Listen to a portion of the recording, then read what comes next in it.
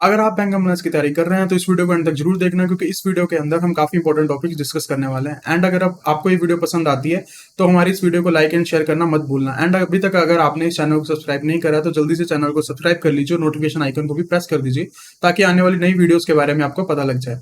उसके साथ साथ मैं आपको ये बताना चाहता हूँ कि जो ये बैंक कंप्लायंस का कोर्स है, इसके अंदर आपको कंसेप्चुअल वीडियोस प्रोवाइड करवाई जाएंगी। वीडियोस के साथ साथ आपको mock test, mega mock test और ये पीडीएफ नोट भी प्रोवाइड करवाए जाएंगे। तो जल्दी से आप इस कोर्स में एनरोल कर लीजिए, क्योंकि ये कोर्स आपके लिए काफी ज्यादा हेल्पफुल होने वाला है। अगर आपको फ्री पीडीएफ नोट चाहिए तो आपको व्हाट्सएप के ऊपर टेक्स्ट करना है बैंक कंप्लायंस फ्री पीडीएफ और उसको भेज देना है 9646900030 के ऊपर, और आपको सारी फ्री पीडीएफ नोट्स प्रोवाइड करवा दिए जाएंगे। So let's start our today session. हम कर रहे थे कंप्लायंस इन बैंक्स का मॉड्यूल ली foreign currency operations under FEMA and other regulations. उसके अंदर हमने अपना यूनिट 2 शुरू करा था, that was export of goods and services. उसके अंदर हमने अभी तक पढ़ा था जनरल गाइडलाइंस ऑफ एक्सपोर्ट, कुछ फॉरेन करेंसी अकाउंट्स, अगर हमने अब्रॉड के अंदर ऑफिस सेट करने हैं, वहां के लिए अगर हमने इम्पोर्टेड प्रॉपर्टी खरीदनी है, उसके लिए रेमिटेंसेस करनी है, रेकरिंग एक्सपेंसेस की रेमिटेंसेस करनी है, उसके लिए क्या गाइडलाइंस थी। एंड उसके बाद हमने देखा था कि एडवांस के एक्सपोर्ट के अगेंस्ट अगर हमें एडवांस रिसीव होता है उसको किस तरीके से डील करा जाएगा। इसके अंदर हमने बहुत long term and short term दोनों पार्ट्स को देखा था। ठीक है, आज हम जो अपनी टॉपिक डिस्कस करने वाले हैं that is consignment of exports, currency of export of currency, forfaiting क्या होता है वो उसको डिटेल में हम डिस्कस करेंगे। उसके अलावा अगर हम नेबरिंग कंट्रीज को रोड, रेल या रिवर के थ्रू एक्सपोर्ट करते हैं, उसके लिए क्या गाइडलाइंस है। ठीक है, उसके बाद ऑथराइज्ड डीलर गारंटीज इशू कर सकते हैं नहीं कर सकते, उसके बारे में देखेंगे। कुछ ऑपरेशनल गाइडलाइंस देखेंगे एंड कुछ एक्सटेंशन ऑफ टाइम, जैसे हमने देखा था कि जब आपने एक्सपोर्ट करा तो एक्सपोर्ट की जो प्रोसीड्स हैं वो उसका टाइमलाइन होता है कि 9 महीने में वो पैसा आपने रिपार्टिएट करवाना है। एंड इनकेस अगर आप वेयर हाउस को बेच रहे हो तो वो पैसा 15 महीनों के अंदर आपको वापस बुलाना है। क्या उस टाइम पीरियड में कुछ एक्सटेंशन प्रोवाइड करी जा सकती है, हम उसको डिस्कस करने वाले हैं। उसके बाद आपके पास सपोज पैसा ही नहीं आता तो उस केस में क्या राइट ऑफ अलाउड है। उसके बाद क्या हम अगर एक ही बंदे से इंपोर्ट कर रहे हैं, एक्सपोर्ट कर रहे हैं, क्या दोनों को नेट ऑफ करके दिखा सकते हैं। नेटिव ऑफ की प्रोविजन को भी क्या करने वाले हैं, डिस्कस करने वाले। उसके बाद जो हमारे पास एक्सपोर्ट प्रोसीड्स आई थी उनका रिफंड किस तरीके से होगा। एंड जो हमने हर एक ऑलमोस्ट हर एक पॉइंट में हमने एक चीज देखी थी कि कुछ भी अगर ऑथराइज्ड डीलर किसी भी एक्सपोर्टर को परमिट कर रहा है तो उसने ये पहले इंश्योर कराना है कि वो एक्सपोर्टर्स क्वेश्चन लिस्ट के अंदर ना हो। तो एक्चुअल एक्सपोर्टर क्वेश्चन लिस्ट क्या होती है, उसके अंदर किस तरीके से कौन किस किस बंदे की लिस्टिंग हो सकती है और उनकी डीलिस्टिंग किस तरीके से हो सकती है, हम उसको डिस्कस करने वाले हैं। तो आज हम अपना पहला टॉपिक जो शुरू करते हैं दैट इज कंसाइनमेंट एक्सपोर्ट। ठीक है, कंसाइनमेंट एक्सपोर्ट समझने से पहले हम ये समझते हैं बेसिकली कंसाइनमेंट सेल्स क्या होती है। ठीक है, नॉर्मल कंडीशन के अंदर सेल किस तरीके से होती है, एक होता है सेलर, ठीक है, एक होता है बायर। सेलर क्या करता है, इसको सेल ऑफ गुड्स कर देता है डायरेक्टली, ये होता है नॉर्मल कंडीशन में। ये नेक्स्ट हम एक सेल होती है कंसाइनमेंट बेसिस पे। कंसाइनमेंट बेसिस का मतलब है कि ये वाली चीज डायरेक्टली ना होके इनडायरेक्टली होती है। इनडायरेक्टली मतलब कि एक पर्सन बीच में क्या होता है, इन्वॉल्व होता है। ये इसमें डायरेक्टली ना होगी। कंसाइनमेंट बेसिस पे क्या होगा, एक होगा सेलर, एक होगा कंसाइनी, सेलर को आप कंसाइनर भी बोल सकते हो, ठीक है, और एक होगा हमारे पास बायर। तो इसके अंदर बेसिकली इस ट्रांजेक्शन्स में क्या होता है, जो सेलर है या कंसाइनर है वो अपनी गुड्स देता है कंसाइनी को, सेंड गुड्स, ओके, ठीक है। एंड जो कंसाइनर है वो आगे क्या करता है, on behalf of consignor, consignee buyer को क्या भेज देता है, गुड्स सेल कर देता है। तो इसके अंदर बेसिकली क्या हुआ, बीच के अंदर एक एजेंट आ जाता है जिसको हम कंसाइनी का नाम देते हैं। कंसाइनी और कंसाइनर आपस में एक तरीके से एजेंट का ही काम करते हैं। जब ये ट्रांजेक्शन एक्सपोर्ट के रूप में होती है तो उसे बोला जाता है कंसाइनमेंट एक्सपोर्ट, कि बेसिकली जो एक्सपोर्टर होगा वो डायरेक्ट बायर को ना बेच के, डायरेक्ट इंपोर्टर को ना बेच के कंसाइनी को भेजेगा। कंसाइनी आके जो माल है वो किसको भेजेगा, बायर को भेजेगा। उस केस के अंदर किस तरीके से चीजों को डील करा जाएगा, हम उन चीजों को आज क्या करने वाले हैं, डील करने वाले हैं। ठीक है, तो सबसे पहले अगर जो गुड्स हैं वो कंसाइनमेंट बेसिस के ऊपर एक्सपोर्ट करी जाती हैं तो जो एडी कैटेगरी 1 ब्रांच है, मतलब जो ऑथराइज्ड डीलर ब्रांच है, उसने क्या करना है, बेसिकली इसके अंदर क्या होता है, जो एक ऑथराइज्ड ब्रांच यहाँ होगा उसको ओवरसीज एक कोरस्पॉन्डिंग ब्रांच होगी या उसकी खुद की ही ब्रांच होगी। ठीक है, तो वो क्या करेगा कि जैसे हमने क्या देखा था, जो भी डॉक्यूमेंट्स है वो एडी कैटेगरी ब्रांच को आपने देने, एडी कैटेगरी ब्रांच अपनी ओवरसीज ब्रांच को देगा। तो ओवरसीज ब्रांच को डॉक्यूमेंट्स इंपोर्टर को तभी प्रोवाइड करने हैं जब उसके पास ट्रस्ट रिसीप्ट या अंडरटेकिंग आ जाए कि जो सेल प्रोसीड्स हैं वो जो प्रिस्क्राइब टाइम है उसके बीच में क्या आ जाएंगी, रिसीव हो जाएंगी, उसके बीच में रिपार्टिएट कर दी जाएंगी। ठीक है, ये जो गाइडलाइंस है ये हमने तब भी फॉलो करनी है इन केस हमें इस कंसाइनमेंट के अगेंस्ट एडवांस तक मिल चुका हो। तो बेसिकली कंसाइनमेंट बेसिस जब भी होगा उसके अंदर जो एडी कैटेगरी 1 ब्रांच है वो ओवरसीज ब्रांच को ये कहेगा कि आपने जो डॉक्यूमेंट्स है वो तभी डिलीवर करने हैं अगर आपको ट्रू या तो रिसिप्ट आ जाती है या आपको वो डिक्लेरेशन दी जाती है कि ये प्रेस्क्राइब टाइम के अंदर इस चीज की क्या कर ली जाएगी, रियलाइजेशन कर ली जाएगी। ठीक है, जो भी हमारा एजेंट होगा, कंसाइनी होगा, वो जो भी सोयल प्रोसीड्स होंगी उसके बीच में से जो भी उसके चार्जेस है, लाइक स्टोरेज चार्जेस हो गया, सेल ऑफ गुड्स के रिलेटेड कोई भी charges like renting charges, warehousing charges, handling charges, किसी भी तरीके के चार्जेस हैं वो उसमें से डिडक्ट करेगा और जो नेट प्रोसीड्स होगी वो क्या करेगा, एक्सपोर्टर को फॉरवर्ड कर देगा, एक्सपोर्टर को रेमिट कर देगा। ठीक है, उसके बाद द अकाउंट सेल्स मतलब जो नेट रिसीव होगी वो क्या करनी है, जो भी ऑथराइज डीलर ब्रांच होगी उसने उस चीज को वेरीफाई करना है। ठीक है, जो भी उसमें से डिडक्शंस करी गई हैं, एनी डिडक्शन जो हमने ऊपर पढ़ी उसकी हमने क्या लेनी है, बिल्स या रिसीट्स भी लेनी है ओरिजिनल में कि क्या एक्चुअल वो जो डिडक्शंस थी वो होनी भी चाहिए थी, उनके हमने डॉक्यूमेंट्स लेने हैं। रीजन बीइंग हमारा एट द एंड पर्पस क्या है कि जितना एक्सपोर्ट हो रहा है उतने की अमाउंट इंडिया के अंदर वापस आ जानी चाहिए। उसमें से अगर कुछ पैसा कट के आ रहा है तो उसके प्रूफ लो कि अगर ये पैसा कटा है तो क्या जेन्युइनली कटा है या जेन्युइनली नहीं कटा है। उसके बाद अगर कंसाइनमेंट बेसिस के ऊपर जो एक्सपोर्ट हो रहा है उस केस में जो फ्रेट है एंड जो मरीन इंश्योरेंस के खर्चे हैं वो इंडिया के अंदर ही अरेंज होंगे। ये सब कहां अरेंज करना है, आपको इंडिया के अंदर अरेंज करना भी। ठीक है, इन केस ऑफ बुक्स, अगर आप सपोज बुक्स की सेल करते हो, बुक्स की कंसाइनमेंट भेजते हो, उस केस में अगर कुछ पीरियड कुछ बुक्स क्या रह जाती है, अनसोल्ड रह जाती है, उस केस में ब्रांच अलाउ कर सकती है कि जो भी बुक्स अनसोल्ड रहेगी उसको अबैंडन कर दो, उसको वहीं छोड़ दो, और जो भी आपकी नेट सेल हम अकाउंट करेंगे कि आपकी नेट सेल इतनी आई है वो हम इस अबैंडन बुक्स की सेल को छोड़ के काउंट करेंगे। ठीक है, तो कंसाइनमेंट बेसिस में क्या क्या करना है, डॉक्यूमेंट्स तब डिलीवर होंगे जब या तो ट्रस्ट रिसिप्ट आ जाए, अंडरटेकिंग आ जाए कि आप हमें पैसा वापस लाके दोगे। ठीक है, आप उसमें से अपने डिडक्शन चार्जेस कटवा सकते हो, बट चार्जेस के आपको क्या देना, प्रूफ देने। जो भी फ्रेट है, मरीन इंश्योरेंस होगा वो आपको इंडिया के अंदर ही अरेंज कराना है। बुक्स के केस में आप बुक्स को क्या करा जा सकता है, जो बुक्स अनसोल्ड रहेगी उनको अबैंडन करा जा सकता है, क्योंकि नॉर्मली जब ये कंसाइनमेंट बेसिस के अंदर सेल होती है इसके अंदर क्या होता है, एक पीरियड होता है लाइक 6 मंथ्स या 1 ईयर, कुछ भी हो सकता है कि इस पीरियड के अंदर आपको क्या करनी है, सेल करनी है। अगर वो सेल हो जाती है तो मतलब वो सेल मानी जाएगी, अब पीरियड एक्सपायर हो गया तो वो क्या हो जाएगी, अनसोल्ड सेल का पार्ट बन जाने वाली है। ओके, नेक्स्ट हमारे पास आता है opening hiring of warehouses abroad. ठीक है, तो इसमें बेसिकली क्या है, जैसे आपने पैसा किसको भेजना है, सामान किसको भेजना है, कंसाइनी को भेजना है तो आप बेसिकली क्या कर सकते हो, अब्रॉड के अंदर अपने वेयर हाउसेज बना सकते हो या उनको हायर कर सकते हो। ठीक है, तो जो ऑथराइज्ड डीलर है हमारा वो हमें परमिशन इस चीज की दे सकता है कि हम अपने वेयर हाउसेज या तो खरीद सकते हैं या बना सकते हैं। ठीक है, बट उसके लिए क्या कंडीशंस है, कंडीशंस क्या क्या हैं कि जो बंदा अप्लाई कर रहा है कि उसको वेयर हाउसेज ओपन करने हैं या हायर करने हैं, उनकी जो एक्सपोर्ट आउटस्टैंडिंग है वो पिछले साल के एक्सपोर्ट्स का 5% से ज्यादा नहीं होनी चाहिए। उनकी जो एक्सपोर्ट आउटस्टैंडिंग है वो पिछले साल के एक्सपोर्ट से 5% से ज्यादा नहीं होनी चाहिए। सेकंड, उनकी जो पिछले साल की मिनिमम एक्सपोर्ट टर्नओवर है that should be at least 1 lakh USD dollars होनी ही चाहिए। ठीक है, पीरियड ऑफ रियलाइजेशन जो होगा वो उनके ऊपर एप्लीकेबल होगा। उसके बाद जो भी ट्रांजैक्शन है वो एडी ब्रांच के थ्रू क्या होंगी, रूट होंगी। जो ये परमिशन है वो स्टार्टिंग पे 1 ईयर के लिए मिलेगी, उसको बाद में एक्सटेंशन करा जा सकता है अगर जो वो सारी रिक्वायरमेंट्स है उनको सेटिस्फाई करा जाए। ठीक है, एडी कैटेगरी ब्रांच होगा, जो ऑथराइज्ड डीलर ब्रांच होगा, उसको क्या करना है, बुक्स प्रॉपर रिकॉर्ड अपने पास क्या करना है, बना के रखने हैं।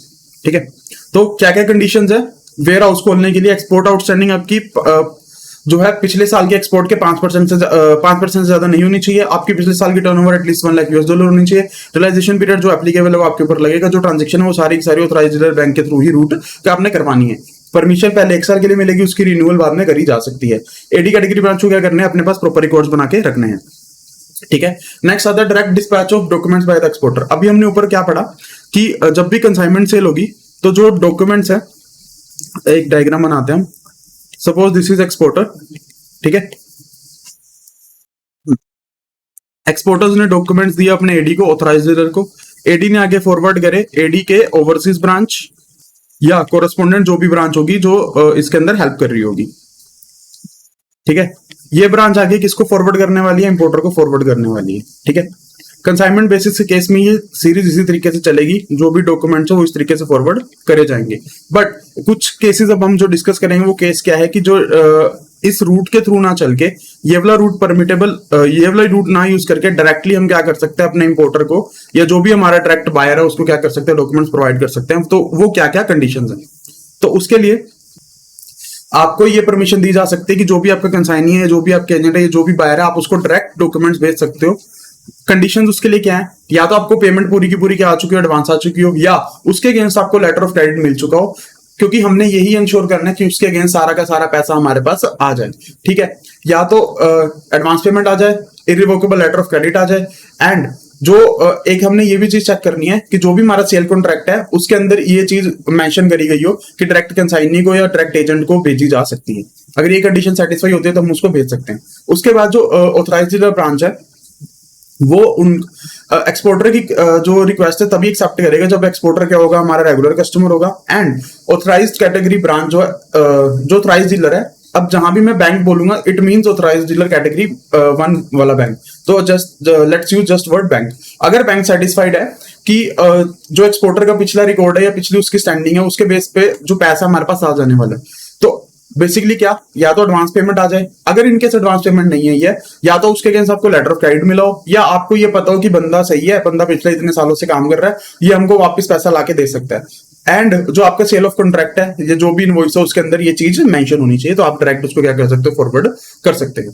सेकंड, जो एडी कैटेगरी 1 ब्रांच है वो स्टेटस होल्डर एक्सपोर्टर्स या ऐसी यूनिट जो स्पेशल इकोनॉमिक जोन के अंदर काम कर रही है उनको भी अलाउ कर सकता है। बट कंडीशंस क्या क्या हैं कि जो भी एक्सपोर्ट की प्रोसीड्स है वो रिपार्टिएट करी गई हैं थ्रू द एडी बैंक्स, कि आपने ईडीएफ जो भरा, एक्सपोर्ट डिक्लेरेशन फॉर्म भरा, उसके अंदर जो अभी आपका ऑथराइज्ड बैंक था उसके थ्रू ही आपने सारी क्या कर लिया, एक्सपोर्ट प्रोसीड्स को रिपार्टिएट कर लिया है। सेकंड, जो भी आपका ईडीएफ था उसकी डुप्लीकेट कॉपी आपने ऑथराइज्ड डीलर बैंक को सबमिट करा दी ताकि उस चीज को मॉनिटरिंग कर सके। एंड वो सबमिट आपको करवानी कब है, जब आपका date of shipment of export होगा उसके 21 दिनों के अंदर अंदर आपने वो क्या कर देनी है, ईडीएफ को सबमिट करा देनी है, बैंक को सबमिट करा देनी है। अगर ये चीज आप कर देते हो तो आप डायरेक्ट कंसाइनी को डॉक्यूमेंट्स भेज सकते हो। उसके बाद जो भी ट्रांजेक्शन है जिनकी वैल्यू यूएसडी $1 मिलियन से ज्यादा है, एंड जो डॉक्यूमेंट्स है वो एक्सपोर्टर कंसाइनी को या डायरेक्ट एजेंट को भेजना चाहता है जहां उस गुड्स की फाइनल डेस्टिनेशन है, तो उन केसेस को बैंक क्या कर सकता है, रेगुलराइज कर सकता है। बट उसमें कंडीशंस क्या क्या हैं कि जो भी एक्सपोर्ट प्रोसीड्स है या तो वो क्या हो, फुली रिलाइज हो चुकी हो, एंड जो आपका कस्टमर है वो आपका रेगुलर कस्टमर होना चाहिए फॉर एटलीस्ट 6 मंथ, मतलब 6 महीने से पहले आपसे वो क्या होना चाहिए, रेगुलर कस्टमर होना चाहिए। सेकंड, बैंक ने ये भी वेरीफाई करना है कि जो भी केवाईसी एमएल गाइडलाइंस उनका क्या करा गया हो, कंप्लाई करा गया हो। बैंक ने खुद को ये सेटिस्फाई करना है कि जो भी ट्रांजेक्शन थी वो क्या थी, बोनाफाइड ट्रांजेक्शंस थी। इन केस बैंक को लगता है कि कोई सस्पिशियस ट्रांजेक्शन हो रही है तो वो क्या कर सकता है, सस्पिशियस ट्रांजेक्शन रिपोर्ट के अंदर उस ट्रांजेक्शन को financial intelligence unit of India को रिपोर्ट कर सकता है। ठीक है, तो कंसाइनमेंट के केस में बेसिकली क्या क्या चीजें है, आपने डायरेक्ट डॉक्यूमेंट्स नहीं देने हैं। डायरेक्ट डॉक्यूमेंट्स आप ब्रांच के थ्रू ही डॉक्यूमेंट्स दोगे, बट आप डॉक्यूमेंट डिलीवर कब करोगे, जब आपको ये पता लग जाएगा कि पैसा आएगा ही आएगा, या तो आ चुका हो या पैसा आपके पास आने वाला हो। ठीक है, सेकंड, आप अपने उसमें से चार्जेस कटवा सकते हो, बट चार्जेस के आपने प्रूफ लेने हैं। फ्रेट एंड मरीन इंश्योरेंस का अरेंजमेंट आपने इंडिया के अंदर ही करना है। बुक्स के केस में आप उनको अबैंडन कर सकते हो, जो आपकी नेट सेल अकाउंट करी जाएगी वो अनसोल्ड बुक्स को छोड़ के ही करी जाएगी। आपको ये परमिट करा जा सकता है कि आप अपने वहां पे जो वेयर हाउसेज है उनको ओपन कर सकते हो या हायर कर सकते हो। उसके लिए कुछ कंडीशंस है, 6 कंडीशंस हमने उसके बारे में पढ़ी। नेक्स्ट जो आता है हमारे पास कि आप डॉक्यूमेंट डायरेक्ट क्या कर सकते हो, कंसाइनी को भेज सकते हो जहां पे उस गुड्स की क्या है, फाइनल डेस्टिनेशन है। ठीक है, उसके अंदर बेसिकली क्या हमने क्या क्या देखा कि किस तरीके से भेजा जा सकता है, क्या क्या कंडीशंस है। एडवांस पेमेंट वाली कंडीशन, सेकंड वो रेगुलर कस्टमर होना चाहिए और उसका ट्रैक रिकॉर्ड होना चाहिए। उसके बाद स्टेटस होल्डर के केस में उनको सारी की सारी एक्सपोर्ट रिपार्टिएट करानी है through the authorised dealer bank. And जो आपने ईडीएफ भरा अपनी date of shipment of export के 21 दिनों के अंदर अंदर क्या करना है, आपको अपने ऑथराइज्ड डीलर बैंक को सबमिट करवा देना है। उसके बाद अगर कोई ट्रांजेक्शन जिनकी वैल्यू यूएसडी $1 मिलियन से ज्यादा उनको क्या करा जा सकता है, रेगुलराइज करा जा सकता है with respect to these 5 conditions. Next जो हमारे पास आता है that is related to the invoicing of software exports, क्योंकि जो एक्सपोर्ट करा जाता है वो सर्विस का भी हो सकता है। ठीक है, गुड्स का तो होता ही होता है। उसके बाद हम क्या कर सकते हैं, इंडिया में सॉफ्टवेयर बना के उसका भी एक्सपोर्ट कर सकते हैं। ठीक है, उस केस में तो 2 तरह के इसके अंदर कॉन्ट्रैक्ट हो सकते हैं, एक होता है लॉन्ग टर्म कॉन्ट्रैक्ट और एक होता है शॉर्ट ड्यूरेशन। ठीक है, long duration contract is basically जो लंबे पीरियड तक चलने वाला है, शॉर्ट ड्यूरेशन जो 1 टाइम होता है। ठीक है, जो तो लॉन्ग ड्यूरेशन कॉन्ट्रैक्ट होगा उसका क्या करना है, आपको पीरियोडिकली बेसिस पे क्लाइंट को क्या करना है, बिल रेज करना है। वो पीरियोडिक बेसिस आप खुद डिसाइड कर सकते हो, लाइक आप मंथली बिल करना चाहते हो, क्वार्टरली बेसिस पे करना चाहते हो, वो आपकी मर्जी है। जो भी आपने बिल करे उनका क्या करना है, आपको एक कंबाइंड सॉफ्टेक्स फॉर्म बनेगा। सॉफ्टेक्स मतलब सॉफ्टवेयर एक्सपोर्ट फॉर्म, उसके अंदर आपको क्या करनी है, उस सब चीजों की डिटेल्स देनी है। उसके अंदर आपने ये भी बताना है कि आपको एडवांस रेमिटेंसेस कितनी रिसीव हुई हैं। ठीक है। ऐसे कॉन्ट्रैक्ट जो सिर्फ वन शॉट ऑपरेशन होंगे, वन शॉट ऑपरेशन का मतलब क्या होता है कि जो सिर्फ एक ही बार होने वाले हैं। तो जिस दिन आपने वो सॉफ्टवेयर प्रोवाइड कर दिया, जब जिस दिन उस सर्विस की ट्रांसमिशन कर दी, उस ट्रांसमिशन के 15 दिनों के अंदर अंदर आपको क्या करना पड़ेगा, आपको अपना इनवॉइस रेज करना पड़ेगा। ठीक है। उसके बाद जो भी आपने इनवॉइसेस रेज करे उन सब की डिक्लेरेशन आपको सॉफ्टेक्स फॉर्म के अंदर देनी है। उसकी 4 कॉपीज बनेंगी, क्वाड्रुप्लीकेट कॉपीज, मतलब 4 कॉपीज बनेगी। 4 कॉपीज आपने क्या करनी है, जो भी कंसर्न अथॉरिटीज है उनको 30 दिन के अंदर अंदर आपको क्या करा देनी है, सबमिट करवा देनी है। 30 दिन अंदर अंदर आपने सबमिट करवा दी ताकि वो क्या कर सके, उस चीज की वैल्यूएशन कर सके। ठीक है। जो भी आपने इनवॉइसेस रेज करे हैं इसके वन शॉट ऑपरेशन वाले में 2B के अंदर, ठीक है, जो उनकी क्या करी जाएगी, जो भी आपने सॉफ्टेक्स फॉर्म के अंदर डिक्लेरेशन दी उसके बेसिस पर उनकी क्या करी जाएगी, वैल्यूएशन करी जाएगी। ठीक है। इसके अंदर एक ये चीज आती है हमारे पास कि आपको not later than 30 days from the date of invoice और date of the last invoice rate raise in the month, कि जिस दिन आपने इनवॉइस रेज करा था या जिस दिन आपने लास्ट इनवॉइस रेज करा था मंथ के अंदर, उसके 30 दिनों के अंदर अंदर आपको क्या कर देनी है, आपकी सॉफ्टेक्स फॉर्म के अंदर उस चीज की डिक्लेरेशन देनी है ताकि उसकी क्या करी जा सके, वैल्यूएशन करी जा सके।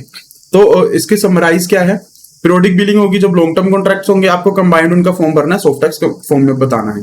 वन शॉट ऑपरेशन के केस में 15 दिनों के अंदर अंदर आपको इनवॉइस रेज कर देना है, उसकी डिक्लेरेशन आपको विद इन 30 डेज आपको क्या कर देनी है, प्रोवाइड कर देनी है। जो भी आपने डिक्लेरेशन प्रोवाइड करी गई उसकी क्या करी जाएगी, वैल्यूएशन करी जाएगी। नेक्स्ट हमारे पास आता है that is short shipments and shut out shipments. Short shipments मतलब जितने की शिपमेंट होनी थी उससे कम शिपमेंट होना। शट आउट शिपमेंट्स का मतलब शिपमेंट होना ही नहीं। उस केसेस के अंदर किस तरीके से डील करा जाएगा, सबसे पहले हम देखते हैं शॉर्ट शिपमेंट के केस में, मतलब जो शिपमेंट हुई उसका कुछ पार्ट नहीं हुआ या थोड़ा या पार्ट आप छोड़ गए। ठीक है। इन केस पार्ट शिपमेंट हुई है, ईडीएफ के अंदर आपने डिक्लेयर करी थी, ठीक है, आपने ईडीएफ के अंदर एक शिपमेंट डिक्लेयर करी, उसकी क्या हुई, शॉर्ट शिपमेंट हुई।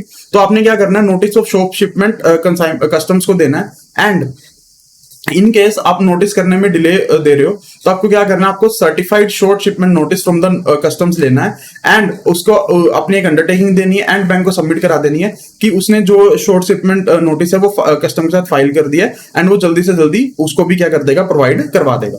ठीक है। सेकंड केस हमारे पास आता है that is shut out. Shut out shipment मतलब शिपमेंट हो ही नहीं। तो बेसिकली क्या, अगर सपोज आप शिपमेंट कर रहे थे, वो शिपमेंट हो ही नहीं पाई एंड रीशिप करने में क्या हो रहा है, डिले हो रहा है, तो उस केस में आपने क्या करना है, जो भी आपका ईडीएफ था आपने एक्सपोर्ट डिक्लेरेशन करी बट एक्सपोर्ट नहीं करा, तो वो क्या होगा, अनयूज्ड ईडीएफ बन गया। तो unused duplicate copy of EDF and जो शिपिंग बिल है आपको क्या करनी है, कस्टम्स को बताना है कि वो आपको कस्टम्स को देनी है एंड बताना है कि मैंने इसके अगेंस्ट शिपमेंट नहीं करी है। ठीक है। उसके बाद कस्टम वो शिपमेंट को वेरीफाई करेगा कि क्या शिपमेंट सच में शट आउट थी, क्या शिपमेंट सच में नहीं हो पाई, एंड उस चीज की कॉपी क्या करेगा, आरबीआई को प्रोवाइड करवा देगा। एंड उसके साथ साथ जो भी ईडीएफ था, डुप्लीकेट कॉपी ऑफ ईडीएफ थी, वो भी क्या करेगा, प्रोवाइड कराएगा। इस केस में जब शट आउट शिपमेंट होगी तो जो भी ओरिजिनल ईडीएफ था जो पहले मिला था उसको क्या मान लिया जाएगा कि वो कैंसिल हो चुका है। एंड अगर आपको रीशिपमेंट करनी है, आपको उसको शिपमेंट दोबारा करना है, तो उस केस में फ्रेश ईडीएफ क्या करा जाएगा, आपसे लिया जाएगा, फ्रेश सेट ऑफ ईडीएफ क्या बनाया जाएगा, दोबारा से कंप्लीट बनाया जाएगा। ठीक है। तो इसको समराइज करने के लिए हमारे पास बेसिकली 2 केस आते हैं, दैट शिपमेंट, ठीक है, एक होता है हमारे पास शट आउट जो कंप्लीटली शट आउट हो गया, एक होता है हमारे पास शॉर्ट शिपमेंट। ठीक है।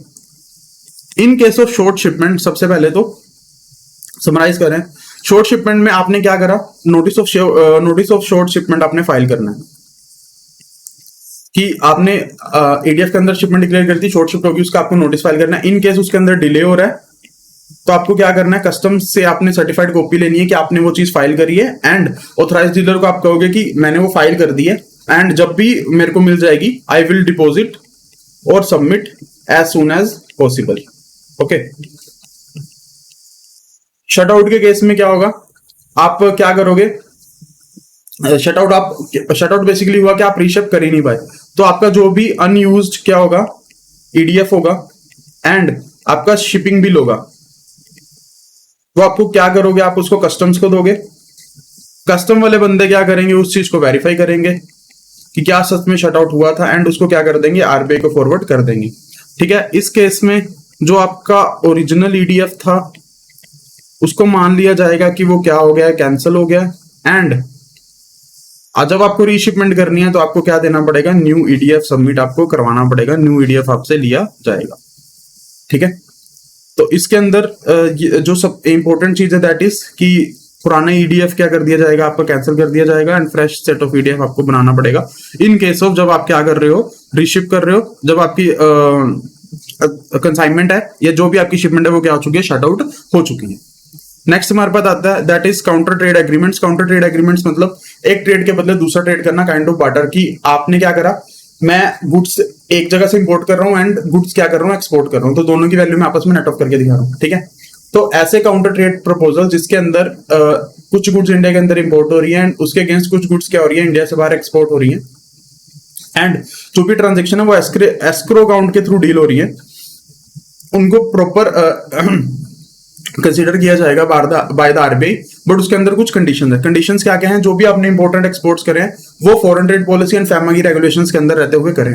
उसके बाद जो भी आपने ये एक्सपोर्ट अकाउंट एस्क्रो अकाउंट खोला जिसके थ्रू आप क्या कर रहे हो, अपनी काउंटर ट्रेड एग्रीमेंट्स कर रहे हो, उसके ऊपर आपको कोई भी क्या नहीं मिलेगा, इंटरेस्ट पे नहीं किया जाएगा, ठीक है। बट एक केस क्या आता है, अगर आपके पास उसमें सपोज सरप्लस आता है तो आप अपने सरप्लस को 3 महीने तक क्या कर सकते हो, बैंक एक एफडी के अंदर जमा करा सकते हो, या शॉर्ट टर्म डिपॉजिट जिसको बोल सकते हैं हम, शॉर्ट टर्म डिपॉजिट के अंदर करवा सकते हो और बैंक उसके ऊपर एप्लीकेबल रेट के अकॉर्डिंग क्या कर सकता है, इंटरेस्ट पे कर सकता है, ठीक है। उसके बाद जो भी एस्क्रो अकाउंट होगा इसके अगेंस्ट कोई भी आपको फंड बेस्ड या नॉन फंड फैसिलिटीज प्रोवाइड नहीं करी जाएगी। तो काउंटर ट्रेड प्रपोजल्स में हमने क्या देखा, काउंटर ट्रेड प्रपोजल मतलब इंपोर्ट भी करना है, एक्सपोर्ट भी करना है, ऐसे अकाउंट्स को आरबीआई के द्वारा कंसीडर किया जाएगा, बट उसमें कुछ कंडीशन होगी। कंडीशंस क्या क्या है, जो भी आपके इंपोर्टेंट एक्सपोर्ट्स हैं वो आपकी फॉरेन ट्रेड पॉलिसी एंड फैमा के अंदर रहते हुए सारे के सारे वो चीजें हुई हो, उसके अंदर आपको कोई भी इंटरेस्ट नहीं पे किया जाएगा। अगर आपके पास सरप्लस है तो आप उसको 3 महीने तक क्या कर सकते हो, शॉर्ट टर्म डिपॉजिट के अंदर डिपॉजिट करा सकते हो, बैंक उसके अंदर क्या कर सकता है, आपको इंटरेस्ट पे कर सकता है। इसके अलावा इन ट्रांजेक्शन के अगेंस्ट आपको कोई भी फंड बेस्ड या नॉन फंड फैसिलिटीज प्रोवाइड नहीं करी जाएगी, जो भी आपने वैसा अपने एस्क्रो अकाउंट के अंदर रखा हुआ है। उसके बाद जो हमारे पास नेक्स्ट चीज आती है that is export of goods on lease and hire etcetera. कि सपोज आपने कोई मशीनरी का एक्सपोर्ट करना है जो कि लीज या हायर बेसिस पे है, आपने वो एग्रीमेंट करना है कि एग्रीमेंट किया कि जो हम एक्सपोर्ट कर रहे हैं लीज और हायर बेसिस पे, जब आपका काम हो जाएगा आप हमें रीइंपोर्ट करा देना। उस केस में अगर आपने ऐसे कोई एक्सपोर्ट करना है तो आपको क्या लेनी पड़ेगी, आरबीआई से प्रायर अप्रूवल लेनी पड़ेगी। Without the prior approval of RBI इस तरीके की ट्रांजेक्शन क्या नहीं करी जा परमिसेबल नहीं है, इस तरह की ट्रांजेक्शन एग्जीक्यूट नहीं करी जा सकती, ठीक है। उन्हें परमिशन लेनी है, परमिशन लेने के लिए वो किसके थ्रू जाएंगे, ऑथराइज्ड डीलर बैंक के थ्रू ही जाएंगे, क्योंकि हमने देखा था ऑथराइज्ड डीलर बैंक जो भी एक कस्टमर की, जो भी एक एक्सपोर्टर की जो आरबीआई से परमिशन लेनी हो या आरबीआई के साथ कोई भी कम्युनिकेशन होगी वो किसके थ्रू फैसिलिटेट की जाएगी, ऑथराइज्ड डीलर बैंक के थ्रू ही फैसिलिटेट करी जाएगी। नेक्स्ट हमारे पास आता है that is export of goods by the एसईजेड्स। तो एसईजेड्स के अंदर हम बेसिकली 2 चीजें पढ़ने वाले हैं। सबसे पहले हमारे पास चीज आती है कि एसईजेड्स को ये परमिशन है कि वो क्या कर सकते हैं, जो वर्क वो अब्रोड में कर सकते हैं एंड वहीं से क्या कर सकते हैं, उस चीज का एक्सपोर्ट कर सकते हैं। फॉर एग्जाम्पल इसकी जो एग्जाम्पल हम ले सकते हैं, सपोज शर्ट्स हैं, ठीक है। तो अभी जो टेक्सटाइल इंडस्ट्री है वो कहाँ, बांग्लादेश के अंदर बहुत बूम पे है, ठीक है। तो एसईजेड्स को ये परमिशन है कि सपोज जो हमारा एसईजेड है वो ना क्लोथ्स बनाता है, ठीक है। तो वो क्या कर सकता है, बांग्लादेश को अपने क्लोथ्स क्या कर सकता है, सेंड कर सकता है एंड बांग्लादेश में क्लोथ से क्या बनवा सकता है, शर्ट बनवा सकता है। तो बेसिकली क्या किया उसने, जॉब वर्क करवाया फॉरेन के अंदर एंड वो शर्ट्स डायरेक्ट विदाउट इंडिया के अंदर वापस लाए, डायरेक्ट सपोज ऑस्ट्रेलिया को वो क्या कर सकता है, सेंड कर सकता है। तो एसईजेड्स को परमिशन है कि वो जॉब वर्क करवा सकते हैं बाहर और वो डायरेक्ट क्या कर सकते हैं, उन चीजों को एक्सपोर्ट कर सकते हैं। बट उसके अंदर कुछ कंडीशंस है। कंडीशंस क्या कि जो भी आप एक्सपोर्ट प्राइस लेने वाले हो, जो भी अल्टीमेट बायर है, लाइक इस एग्जांपल में जो भी ऑस्ट्रेलियन का इंपोर्टर होगा, जो बायर होगा, उससे हम सारे के सारे प्रोसेसिंग और मैन्युफैक्चरिंग चार्जेस क्या करने वाले हैं, रिसीव करने वाले हैं। सेकंड, जो भी सेटिस्फैक्टरी अरेंजमेंट्स थी हमने वो मेड करनी है, मतलब हमने ये इंश्योर कराना है कि जो भी पैसा हमने लेना है वो पैसा हमारे पास क्या हो जाए, रिलाइज हो जाए। ईडीएफ प्रोसीजर के अंदर अंदर रहते हुए हमने सारे ये काम करना है। बेसिकली क्या क्या चीजें आपने करनी है, आप अप्रोड से काम करवा सकते हो, उनको एक्सपोर्ट कर सकते हो, बट आपको ये इंश्योर करना है कि सारा का सारा आप पैसा वापस लेके आओगे एंड जो आप पैसा ले रहे हो उसके अंदर जो भी आपने मैन्युफैक्चरिंग या प्रोसेसिंग चार्जेस लिए हैं वो उसके अंदर क्या होने चाहिए, इनकॉर्पोरेटेड होने चाहिए। उसके बाद जो ऑथराइज्ड डीलर बैंक्स हैं वो क्या कर सकते हैं, डीटीए यूनिट्स मतलब डोमेस्टिक टैरिफ एरिया वाले यूनिट्स को ये परमिट कर सकते हैं कि वो फॉरेन एक्सचेंज खरीदें एंड एसईजेड को फॉरेन एक्सचेंज के अंदर पेमेंट करे। इस चीज की उन्हें क्या दी जा सकती है, परमिशन दी जा सकती है, ठीक है। उसके बाद अगर जो एसईजेड वाले लोग हैं वो क्या करते हैं, जब अगर domestic area unit domestic tariff area वालों को सप्लाई करते हैं तो उसको भी हम क्या कहते हैं, एक्सपोर्ट ही कहते हैं, ठीक है। इन केस उसके अंदर सर्विसेज दी जाती है तो जो ऑथराइज डीलर बैंक्स है वो ये परमिट करते हैं कि फॉरेन एक्सचेंज जो भी डीटीए वाला बंदा है जो हमने ऊपर पॉइंट करा कि वो अपना वो खरीदे, जैसे वो गुड्स के अंदर गुड्स के केस में हमने क्या परमिट करा था कि फॉरेन एक्सचेंज खरीदो और उसकी पेमेंट कर दो। Same in case of services भी उन्हें ये परमिट करा जाता है कि आप क्या करो, फॉरेन एक्सचेंज खरीदते हो उनको आप क्या कर सकते हो, पेमेंट कर सकते हो। बट उसके अंदर कंडीशन क्या है कि जो ये चीज है वो लेटर ऑफ अप्रूवल जो कि डीसी ऑफ एसईजेड इशू करता है उसके अंदर ये चीज मेंशन होनी चाहिए कि वो इस तरह की ट्रांजेक्शन क्या कर सकते हैं, रिसीव कर सकते हैं। तो इसके अंदर बेसिकली क्या होगा, एक ये चीज परमिसेबल है जो हमने ये चीज एरिया देखा एसईजेड के अंदर। इसके अंदर कंडीशन क्या क्या है, एक तो आपने प्राइस प्लस मैन्युफैक्चरिंग चार्जेस आपसे उनसे लेने हैं। सेकंड, आपने ये इंश्योर कराना है कि जो भी मनी है वो क्या आएगी, रिलाइज हो जाएगी। ठीक है, उसके बाद हमने देखा कि एसईजेड जब डीटीए को कोई भी गुड्स प्रोवाइड करता है उस केस के अंदर, गुड्स एंड सर्विसेज अगर दोनों ही ले लेते हैं, उस केस के अंदर जो डीटीए है वो क्या कर सकता है, बाय कर सकता है foreign exchange, foreign currency and pay to SEZ in foreign currency. ठीक है, बट सर्विस के केस में एडिशनल कंडीशन क्या आ जाती है कि जो भी ये चीज है वो जो डीसी ऑफ एसईजेड होगा वो एलओए इशू करेगा, लेटर ऑफ अप्रूवल, उसके अंदर ये चीज क्या होनी चाहिए, मेंशन होनी चाहिए। तो अगर ये चीज मेंशनड है तो क्या करा जा सकता है, फॉरेन करेंसी के अंदर पेमेंट दी जा सकती है। ठीक है, तो एसईजेड अगर हम जल्दी से रिवाइज करें, एसईजेड क्या कर सकता है, बाहर जो वर्क करवा सकता है उसको डायरेक्ट एक्सपोर्ट कर सकता है। उस पर कंडीशंस क्या क्या हैं कि जो भी आपने प्राइस लिया उसके अंदर मैन्युफैक्चरिंग चार्जेस इनकॉर्पोरेट होने चाहिए और आपको ये इंश्योर करना है कि वो पूरा का पूरा क्या हो, पैसा रिलाइज हो। ठीक है, अगर एसईजेड डोमेस्टिक टैरिफ एरिया को गुड्स प्रोवाइड करता है तो उसका पैसा फॉरेन करेंसी के अंदर लिया जा सकता है, उसकी पेमेंट फॉरेन करेंसी के अंदर की जा सकती है। अगर एसईजेड वाला बंदा डीटीए को, डोमेस्टिक टैरिफ एरिया वाले को सर्विसेज प्रोवाइड करता है तो उसका भी पैसा फॉरेन करेंसी के अंदर पे करा जा सकता है। बट उसके अंदर कंडीशन क्या है कि जो डीसी ऑफ एसईजेड है, डेवलपमेंट कमिश्नर है ऑफ एसईजेड है, वो जब लेटर ऑफ अप्रूवल देगा उसके अंदर ये चीज क्या होनी चाहिए, मेंशन होनी चाहिए। ठीक है, नेक्स्ट हमारे पास आता है project exports and service exports. तो बेसिकली सबसे पहले प्रोजेक्ट एक्सपोर्ट्स क्या होता है, तो इसकी जो बेसिक डेफिनेशन है that is export of engineering goods on deferred payment terms and execution of turnkey projects. Turnkey projects मतलब जिसके अंदर सारा का सारा काम एक ही बंदे ने करना है, फ्रॉम डेवलपमेंट टू डेकोरेशन, जो भी एक प्रोजेक्ट के अंदर काम होगा वो एक ही बंदा करेगा, तो उसको बोलते हैं turnkey projects. And civil construction contracts abroad are collectively referred to as project reports. तो मतलब इंजीनियरिंग गुड्स का एक्सपोर्ट करना ऑन डेफर्ड पेमेंट्स, पहली चीज।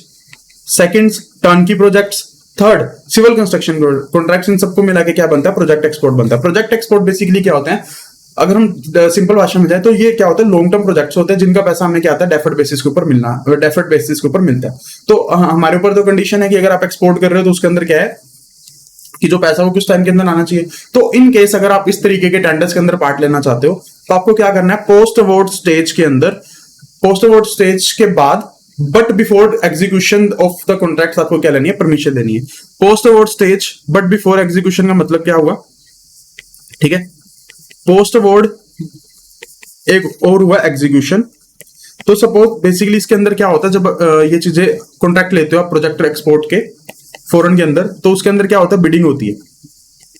ठीक है, बिडिंग के अंदर आप क्या करते हो, टेंडर अपने भरते हो। टेंडर के अंदर दो कंडीशन हो सकती है, आपको या तो उस चीज की अवॉर्डिंग हो कि मतलब आपको टेंडर मिल गया, एंड अगर आपको टेंडर नहीं मिला, ठीक है, तो आपको क्या करना है, अगर तो आपको टेंडर नहीं मिला तो ये तो चीज ही यहाँ पे कैंसिल होगी, ट्रांजेक्शन कैंसिल हो जाती है। अगर आपको मिल जाता है ट्रांजेक्शन अवार्डिंग तो वो बोलते हैं पोस्ट अवार्ड स्टेज कि आपको क्या हुआ, टेंडर मिल चुका है। बट जब आपको पोस्ट अवार्ड मिल गया मतलब आपको पोस्ट अवार्ड स्टेज में आ गया, मतलब आपको टेंडर मिल चुका, एंड अब आपने क्या करना है, उस टेंडर की एग्जीक्यूशन करनी है। तो टेंडर मिलने के बाद बट बिफोर द एग्जीक्यूशन आपने क्या लेनी है, आरबीआई से परमिशन लेनी है। उसके बाद ठीक है, जो एडी बैंक है, एक्सिम बैंक है, वो पोस्ट अवार्ड जो अप्रूवल्स हैं वो बिना किसी मॉनेटरी लिमिट के क्या कर सकते हैं, परमिट कर सकते हैं। बट हमने क्या इंश्योर कराना है कि जो भी फैमा गाइडलाइंस हैं, जो रेगुलेशन है, उनको क्या करा गया, पालन करा गया, उनके साथ हमने क्या करना है, कंप्लाई करना है। ठीक है, उसके अलावा जो भी अगर ऑथराइज डीलर बैंक से एक्सिम बैंक ने प्रोजेक्ट्स के अगेंस्ट प्रोवाइड करवाई है फाइनेंशियल सर्विसेज, तो उन्हें ये इंश्योर कराना है कि तो उन्हें क्या करना है, जो भी ट्रांजेक्शन है उनको क्या करते रहना है, मॉनिटर करते रहना है। क्योंकि बेसिकली इसके अंदर हम चेक ही क्या करने वाले कि जो फैमा की गाइडलाइंस है, जो रेगुलेशंस है, वो क्या हो रहा हूँ, फॉलो हो रहे हो। ठीक है, उसके अलावा प्रोजेक्ट्स एंड सर्विस एक्सपोर्टर्स को फैसिलिटीज प्रोवाइड करने के लिए, फ्लेक्सिबिलिटी प्रोवाइड करने के लिए, ताकि वो अपनी ओवरसीज ट्रांजेक्शन अच्छे से परफॉर्म कर सके, उन्हें कुछ फैसिलिटीज प्रोवाइड करी गई हैं। वो फैसिलिटीज हम आगे देखने वाले हैं। ठीक है, तो बेसिकली हमने क्या करा अभी तक, कंसाइनमेंट एक्सपोर्ट्स की जो डिफरेंट डिफरेंट तरीके की टाइप्स हो सकती थी, हमने उसको अच्छे से समझा। उसके अंदर हम अपना वेयर हाउस किस तरीके से खोल सकते हैं, सबसे पहले वो देखा। उसके बाद जो हमने देखा दैट वाज कि डॉक्यूमेंट्स किस तरीके से अगर आप चाहो तो डायरेक्ट कंसाइनी को भी भेज सकते हो। नेक्स्ट हम मूव हुए अपने सॉफ्टवेयर एक्सपोर्ट्स वाले पार्ट पे। उसके बाद हमने देखा short shipment and shut out shipment के केस में, काउंटर ट्रेड एग्रीमेंट्स के केस के अंदर, एंड अगर आपको गुड्स भेजनी एक्सपोर्ट करनी है लीज एंड हायर बेसिस के ऊपर, हमने वो देखा। उसके बाद एसईजेड किस तरीके से एक्सपोर्ट कर सकते हैं, एंड देन हम मूव हुए project export and service exports पे। जो हमारा नेक्स्ट टॉपिक है that is export of currency. Export of currency basically currency को इंडिया से बाहर लेके जाना। तो रिजर्व बैंक की आपको परमिशन लेनी पड़ेगी। आप अगर इंडिया के बाहर क्या लेके जाना चाहते हो, करेंसी लेके जाना चाहते हो, मतलब आप करेंसी का क्या करना चाहते हो, एक्सपोर्ट करना चाहते हो। बट कुछ केसेस है जहां पे आपको परमिशन लेने की जरूरत नहीं है। वो दो केसेस क्या क्या है? सबसे पहले, कोई भी पर्सन जो इंडिया का रेजिडेंट है वो इंडिया के बाहर लेके जा सकते हैं इंडिया की currency up to the limit of 25,000, मतलब 25,000 से ज्यादा की वो करेंसी बाहर लेके नहीं जा सकता। 25,000 की करेंसी वो लेके जा सकता है।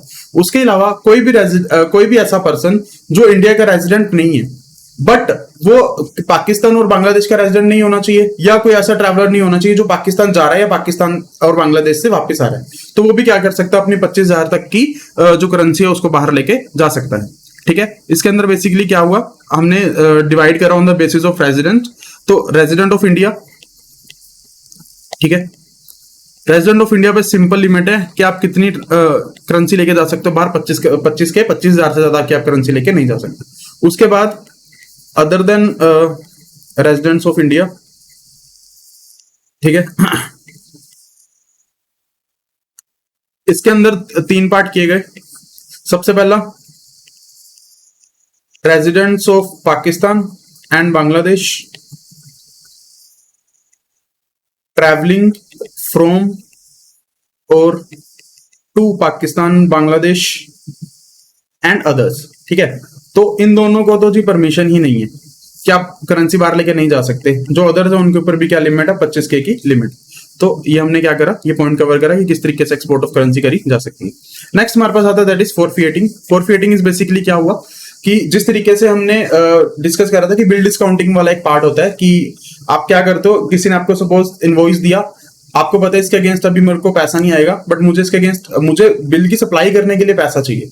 ठीक है, तो आप क्या करते हो, बिल को लेके जाते हो बैंक के पास, बैंक क्या करता है, अपने कुछ डिस्काउंटिंग चार्जेस करता है एंड बिल के अगेंस्ट पैसा पे कर देता है। फॉर एग्जाम्पल लाइक आपका सपोज बिल है 5 करोड़ का, ठीक है, तो बैंक कह रहा है मैं 10% डिस्काउंट लूंगा, तो 5 करोड़ का 10% वो 50 लाख काटेगा एंड क्या करेगा, 4.5 करोड़ पे कर देगा। ये सर्विसेज लीक हो जाती हैं क्योंकि सपोज जो भी बंदा है, जो सेलर है, ठीक है, उसको 5 करोड़ का ऑर्डर तो आ गया बट उसके पास पैसे नहीं कि 5 करोड़ का सामान वो बना सके, तो क्या करता है, बैंक के पास जाके अपना बिल डिस्काउंट करा लेता है और पैसे क्या कर लेता है, रिसीव कर लेता है। सो इसको बोलते हैं फोरफिएटिंग। ठीक है, तो अब हम फोरफिएटिंग देख रहे हैं एक्सपोर्ट के केसेस के अंदर। ठीक है, तो जो एक्सिम बैंक है या जो हमारा ऑथराइज्ड डीलर बैंक है उनको ये परमिशन है कि वो क्या कर सकते हैं, फोरफिएटिंग कर सकते हैं, ताकि क्या करा जा सके, एक्सपोर्ट रिसीवेबल की फाइनेंसिंग करी जा सके। ठीक है, उसके अलावा जो भी फीस एंड चार्जेस होंगे विद रिलेटेड टू दिस, वो भी क्या होंगे, एक्सपोर्टर के द्वारा क्या किए जाएंगे, पे करे जाएंगे। एडी ब्रांच के थ्रू वो क्या करी जाएगी, उनकी पेमेंट करी जाएगी। ठीक है, इन जो रिसीवेबल्स या बिल्स होंगे उनकी जो फोरफिटिंग करी जाएगी, उनके अगेंस्ट जो पैसा दिया जाएगा वो वन टाइम लमसम में भी दिया जा सकता है और मंथली इंटरवल्स के ऊपर भी बेसिस दिया जा सकता है। ठीक है, उसके बाद एक जो चीज आती है हमारे पास की that export factoring on non recourse basis. Factoring is forfeiting the same. Non recourse basis मतलब क्या होता है कि सपोज जो हमने ये अभी एग्जांपल ली थी, मैंने रब कर दी वो, जो हमने एग्जांपल ली थी उसके अंदर बेसिकली क्या था, एक्सपोर्टर था, वो अपना बिल लेके गया, बिल बैंक के पास, ठीक है, तो इसको तो पैसा मिल गया अपना एक्सपोर्टर को, पैसा किसने रिसीव करना है, बैंक ने। इन केस अगर बायर मुकर जाता है, बायर पैसा नहीं देता, तो अल्टीमेट रिस्पॉन्सिबिलिटी अब बैंक की है, क्योंकि जो ये फैक्टरिंग होगी वो नॉन रिकोर्स बेसिस पे होगी। नॉन रिकोर्स बेसिस मतलब जिसने बिल बेच दिया उसकी कोई रिस्पॉन्सिबिलिटी नहीं है। ठीक है, तो ऑथराइज्ड डीलर बैंक्स को इस चीज की परमिशन है कि वो फैक्टरिंग कर सकते हैं but only on non recourse basis. ठीक है, उनको करी को जाती है ताकि उनका जो एक्सपोर्टर है वो अपना कैश फ्लो अच्छा बना सके एंड जो उनकी वर्किंग कैपिटल रिक्वायरमेंट्स उनको पूरा कर सके। बट इसके अंदर भी कुछ कंडीशंस है, उन कंडीशंस के अंदर रहते हुए क्या करी जाएगी, फैक्टरिंग करी जाएगी। ठीक है, सबसे पहले तो ये तो डिसीजन जो होगा कि फैक्टरिंग करनी है नहीं करनी है वो बैंक को होगा। बैंक अपने हिसाब से देखे कि क्या ये फैक्टरिंग करना हमारे लिए प्रॉफिटेबल है नहीं है, क्या क्लाइंट को फाइनेंस करने की जरूरत है नहीं है, ओवर फाइनेंस तो नहीं है, वो सब चीजें देख के क्या कर सकता है बैंक अपना डिसीजन ले सकता है। उसके बाद वो ये भी देखिएगा कि क्या उसको वर्किंग कैपिटल रिक्वायरमेंट एक्चुअली है या नहीं है, क्या उसको कितनी है, एंड जो भी जिन भी इनवॉइसेस के अंदर इनवॉइसेस के अगेंस्ट फैक्टरिंग करी जा रही है वो क्या होनी चाहिए, जेन्युइन ट्रेड इनवॉइसेस ही होने चाहिए। ठीक है, उसके बाद सपोज अगर एक्सपोर्ट जो फाइनेंसिंग है वो एक्सपोर्ट फैक्टर नहीं करता है, मतलब एक्सपोर्ट फैक्टर बेसिकली जो पर्सन क्या कर रहा है, फैक्टरिंग की सर्विसेज प्रोवाइड कर रहा है, वो पैसा ना देके कोई और वो क्या कर रहा है, फैक्टरिंग वो कर रहा है, बट उसको जो फाइनेंसिंग प्रोवाइड करी गई एक्सपोर्टर को वो किसी और बैंक से लेके प्रोवाइड करी गई। तो उस केस में एक्सपोर्ट फैक्टर क्या करेगा, जब उसको पैसा रिसीव होगा तो जिस भी बैंक ने एक्चुअल फाइनेंसिंग करी थी उसको क्या कर दिया जाएगा, पैसा पे कर दिया जाएगा। उसके बाद जो भी हमारा एक्सपोर्ट फैक्टर है उसको क्या करना है, इंपोर्ट फैक्टर, एक एक्सपोर्ट फैक्टर होगा एक्सपोर्टिंग कंट्री का, इंपोर्ट फैक्टर होगा इंपोर्टिंग कंट्री का। तो जो भी इंपोर्टिंग कंट्री का इंपोर्ट फैक्टर है उससे क्या करना है, अरेंजमेंट्स बनाने हैं ताकि credit evaluation and payment collection के जो मेथड है उसको स्ट्रीमलाइन करा जा सके। ठीक है, उसके बाद इनवॉइस के ऊपर हमें ये नोटेशन देनी है, ये मेंशन करना है कि जो पेमेंट है वो इंपोर्ट फैक्टर को देनी है, डायरेक्ट एक्सपोर्टर को नहीं देनी है, क्योंकि उसकी क्या कर दी गई है, फैक्टरिंग कर दी गई है। ठीक है, अगर जो भी आपने जिस भी बिल्स की आपने फैक्टरिंग करी है उसको क्या करना है, जो भी आरबीआई का सिस्टम है ईडी पीएमएस यानी कि export data processing and monetary system, उसके अंदर आपने क्या करनी है, उस चीज की रिपोर्टिंग करनी है। इन केस जो फैक्टर है वो सिंगल है, मतलब कि इंपोर्ट फैक्टर इन्वॉल्व नहीं है, तो हमने क्या कहा था, इंपोर्ट फैक्टर से आपने क्या करना है, क्रेडिट वैल्यूएशन और कलेक्शन ऑफ पेमेंट्स के जो मेथड्स हैं उनके लिए अरेंजमेंट बनाना है। तो उस केस में क्या कर सकता है, एक्सपोर्टर जो एक्सपोर्ट फैक्टर है वो इंस्टेड ऑफ इंपोर्ट फैक्टर जो भी कोरस्पोंडेंट बैंक होगा उसके साथ ये क्या कर सकता है, अरेंजमेंट बना सकता है। ठीक है, उसके बाद जो भी एक्सपोर्ट फैक्टर है उसको क्या करना है, जो हमारा एक्सपोर्टर है उसकी KYC and due diligence perform करनी है। ठीक है, फॉरफिएटिंग बेसिकली क्या, एक्सपोर्ट रिसीवेबल की फैक्टरिंग करना, उनके ऊपर बेसिकली डिस्काउंटिंग उनकी करना, उसके ऊपर जो भी चार्जेस होंगे पेमेंट कौन करेगा, एक्सपोर्टर पे करेगा। उनकी पेमेंट वन टाइम में भी करी जा सकती है, मंथली बेसिस पे भी करी जा सकती है। जो फैक्टरिंग होगी वो नॉन रिकॉर्स बेसिस पे होगी। उसकी कंडीशंस क्या है, डिसीजन किसका होगा, अल्टीमेट बैंक का। ठीक है, वो सभी चीजें चेक करेगा। एक्सपोर्ट फैक्टर अगर अलग है, फाइनेंसिंग बैंक अलग है, तो एक्सपोर्ट फैक्टर जब पैसे रिलीज होगा फाइनेंसिंग बैंक को सारा जो नेट वैल्यू ऑफ रिसीट्स होगी वो क्या कर देगा, उन्हें फॉरवर्ड कर देगा। ठीक है, उसके बाद जो भी एक्सपोर्ट फैक्टर है उसको क्या करना है, इंपोर्ट फैक्टर के साथ अरेंजमेंट्स बनाने हैं ताकि क्या करा जा सके, जो क्रेडिट वैल्यूएशन की जो प्रोसेस है एंड कलेक्शन पेमेंट की प्रोसेस को स्ट्रीमलाइन करा जा सके। ठीक है, आपने इनवॉइस के ऊपर ये नोटेशन देनी है, नोटेशन देनी है कि जो भी पेमेंट है वो किसको प्रोवाइड करनी है, आपको इंपोर्ट फैक्टर को देनी है। इस सब की रिपोर्टिंग आपको ईडीपीएमएस के अंदर करनी है। ठीक है, इनके सिंगल फैक्टर है तो इंपोर्ट फैक्टर नहीं इन्वॉल्व है तो इंपोर्ट फैक्टर की जगह आप क्या कर सकते हो, जो अरेंजमेंट्स है वो किसके साथ बना सकते हो, कोरेस्पोंडेंट बैंक जो भी अब्रॉड के अंदर वर्क करोगे उसके साथ बना सकते हो। इसके साथ साथ आपको क्या करना है, जो भी आपका एक्सपोर्टर होगा उसकी KYC and due diligence perform करनी है। ठीक है, नेक्स्ट हमारे पास टॉपिक आता है that is export to neighbouring countries by road, rail और रिवर, कि जो भी हमारी नेबरिंग कंट्रीज हैं लाइक नेपाल, म्यांमार एक्सेट्रा, इनके साथ अगर हम भूटान, उसके साथ अगर हमने क्या करना है, एक्सपोर्ट करना है तो वो किस तरीके से करा जाएगा। ठीक है, तो अगर तो आप कर रहे हो बाय रोड, रेल और रिवर ट्रांसपोर्ट, तो उसके अंदर दो हमने पार्ट्स में डिवाइड करा, एक by rail, second is by the barges, country craft या रोड ट्रांसपोर्ट। तो बेसिकली क्या होता है, आपने इस केस में क्या करना है, आपने एक बॉर्डर क्रॉस करना है। जब आप बॉर्डर क्रॉस करोगे हर बॉर्डर पे क्या बनाएंगे, कस्टम स्टेशंस बनाएंगे। तो जो भी आपने ईडीएफ बनाया, एक्सपोर्ट डिक्लेरेशन फॉर्म बनाया, वो क्या करना है आपको, या तो एक्सपोर्टर खुद या जो एक्सपोर्टर का एजेंट है उस कस्टम स्टेशन के ऊपर जो भी बंदे बैठे, जो भी स्टाफ बैठे, उनको आपने क्या कर देना, वो प्रोवाइड कर देना। जब आप वो प्रोवाइड कर दोगे उसके बाद ही आप क्या कर सकते हो, फॉरेन टेरिटरी के अंदर एक्सपोर्ट कर सकते हो, उसके बिना आप क्रॉस नहीं करोगे। सेकंड, जब आप क्या कर रहे हो, रेल के थ्रू एक्सपोर्ट कर रहे हो, जब आप रेल के थ्रू एक्सपोर्ट कर रहे हो उस केसेस के अंदर भी क्या है, हम दो पार्ट्स के अंदर इसको डिवाइड करा गया। एक होता है उसके अंदर ना रेलवे स्टेशंस के कुछ डेजिग्नेशंस प्रोवाइड करी जाती हैं कि डेजिग्नेटेड रेलवे स्टेशंस है, इनके ऊपर क्या करी जाएगी, कस्टम फॉर्मेलिटीज को परफॉर्म करा जाएगा। ठीक है, अगर तो आप वहीं पे जो आपकी लोडिंग है वो हुई ही डेजिग्नेटेड रेलवे स्टेशंस पे, ठीक है, तो क्या करा जाएगा, उसी स्टेशन के ऊपर क्या कर दोगे, आप ईडीएफ प्रोवाइड कर दोगे। उसके बाद सेकंड केस, अगर जो आपने जो लोडिंग हुई है वो डेजिग्नेटेड स्टेशंस के अलावा कहीं और हुई है, तो एक्सपोर्टर की ये जिम्मेवारी होगी कि वो कस्टम ऑफिसर जो भी बॉर्डर पे बैठा है उसको क्या करे, ईडीएफ प्रोवाइड करे, ताकि जो भी फॉर्मेलिटीज उसको क्या करा जाए, पूरा करा जाए। ठीक है, तो जब आप अपनी नेबरिंग कंट्रीज को एक्सपोर्ट कर रहे हो, इसको हमने दो पार्ट्स के अंदर डिवाइड करना है। ठीक है, नेबरिंग कंट्रीज एक जब हम कर रहे हैं बाय रोड, रिवर, ठीक है, एक हम कर रहे हैं रेल। ठीक है, रोड, रिवर और एक क्या था, बार्जेस। ठीक है, तो उसके अंदर क्या होगा, जो भी बॉर्डर के ऊपर कस्टम ऑफिसर्स होंगे उसको क्या करना है आपने, एडीएफ प्रोवाइड करना है। ठीक है, जब आपकी फॉर्मेलिटीज पूरी हो जाएंगी आप क्या कर सकते हो, एक्सपोर्ट कर सकते हैं। ठीक है, रेलवे के केस में आपके पास दो केसेस होंगे, एक होगा डेजिग्नेटेड, एक होगा नॉन डेजिग्नेटेड, जब आपने लोडिंग करी होगी। ठीक है, नॉन डेजिग्नेटेड। तो अगर तो डेजिग्नेटेड पे ही हुई है तो वहीं पे आपको क्या करने हैं, ईडीएफ फॉर्म्स किसको देने हैं, कस्टम ऑफिसर्स को प्रोवाइड कर देने, और वो आपकी क्या कर दी जाएगी, एक्सपोर्ट कर दी जाएगी। जब आपके नॉन डेजिग्नेटेड पे आप कर रहे हो तो आपको इंश्योर करवाना है दैट ईडीएफ्स क्या कर दिए जाएंगे, कस्टम ऑफिशियल्स को पहुंचा दिए जाएंगे, उसके बाद ही क्या कर सकते हो, आप एक्सपोर्ट कर सकते हैं। सो दिस वाज रिगार्डिंग कि हम अपनी नेबरिंग कंट्रीज के अंदर किस तरीके से ट्रेड कर सकते हैं।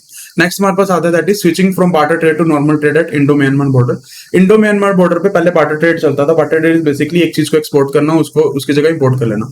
उस चीज को खत्म करके हम क्या ले, नॉर्मल ट्रेड की प्रोविजंस के अंदर ही ले। तो हमने क्या करा कि जो भी एक्सपोर्ट ट्रांजेक्शन होंगी उनकी जो पेमेंट है वो परमिटेड करेंसी के साथ साथ जो भी हमने ऊपर एसीयू पढ़ा था, एशियन क्लियरिंग यूनियन मैकेनिज्म, जिसके अंदर ACU dollars and ACU euros होते थे, उसके अंदर हमने क्या करनी है, उनकी सेटलमेंट करनी है। बार्टर ट्रेड के अंदर इनकी सेटलमेंट अब नहीं होगी, नॉर्मल ट्रेड की तरह इनको डील करा जाएगा। नेक्स्ट आता है दैट इज हमारे पास repayment of state credit. State credit basically क्या था, यूएसएसआर प्रोवाइड करती थी कुछ एंटिटीज को ताकि वो क्या कर सके, अपने फंक्शंस को परफॉर्म कर सके। ठीक है, तो उन अगर स्टेट क्रेडिट्स के अगेंस्ट कोई भी आपने एक्सपोर्ट ऑफ गुड्स या सर्विसेज करी है तो क्या जो भी उसके ऊपर डायरेक्शंस है वो आरबीआई उसके ऊपर डायरेक्शंस प्रोवाइड करते हैं, उन डायरेक्शंस के अंदर ही रहते होते हैं, आपने क्या करना है, सारा का सारा एक्सपोर्ट परफॉर्म करना है। नेक्स्ट हमारे पास आता है that is counter trade agreements with Romania. जो आपके रोमेनिया के साथ काउंटर ट्रेड एग्रीमेंट्स होंगे, ठीक है, जिसके अंदर आप एक्सपोर्ट्स और इंपोर्ट्स की वैल्यू को क्या करोगे, नेट ऑफ करोगे, एडजस्टमेंट करोगे। ठीक है, तो उसको क्या करेगी, आरबीआई प्रॉपर्ली कंसीडर करेगी। एंड जो भी एक्सपोर्टर है उसकी बेसिकली जिम्मेवारी क्या होगी कि जो भी उसको पैसा रिसीव हुआ होगा एस्क्रो अकाउंट के अंदर, क्योंकि हमने काउंटर ट्रेड एग्रीमेंट्स में देखा था कि जो भी ट्रांजेक्शन होंगी एस्क्रो अकाउंट्स के थ्रू होंगी, तो जो भी एस्क्रो अकाउंट के अंदर पैसा रिसीव हुआ अगेंस्ट आपको एक्सपोर्ट, तो वो पैसा आपको क्या करना है, with in 6 month for the import आपको यूज कर लेना है, जब आप रोमेनिया के साथ क्या कर रहे हो, काउंटर ट्रेड एग्रीमेंट कर रहे हैं। सो नेक्स्ट हमारे पास टॉपिक आता है that is issue of guarantee bye authorised dealer. Authorised dealer guarantee provide कर सकता है।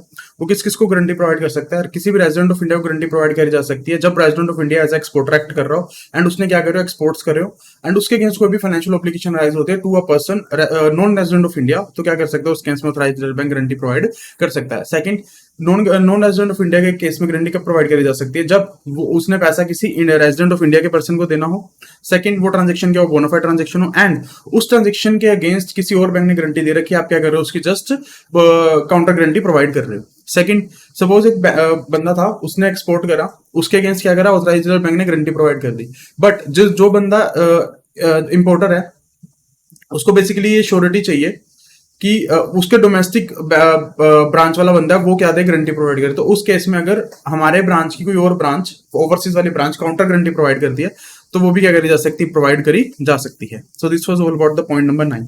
नेक्स्ट हम आते हैं अपने नेक्स्ट पॉइंट पे, that is operational guidelines for 80 category 1 branch. कि ऑथराइज्ड डीलर जो हमारे ब्रांच होते हैं उनके लिए क्या ऑपरेशनल गाइडलाइंस प्रोवाइड करी गई है।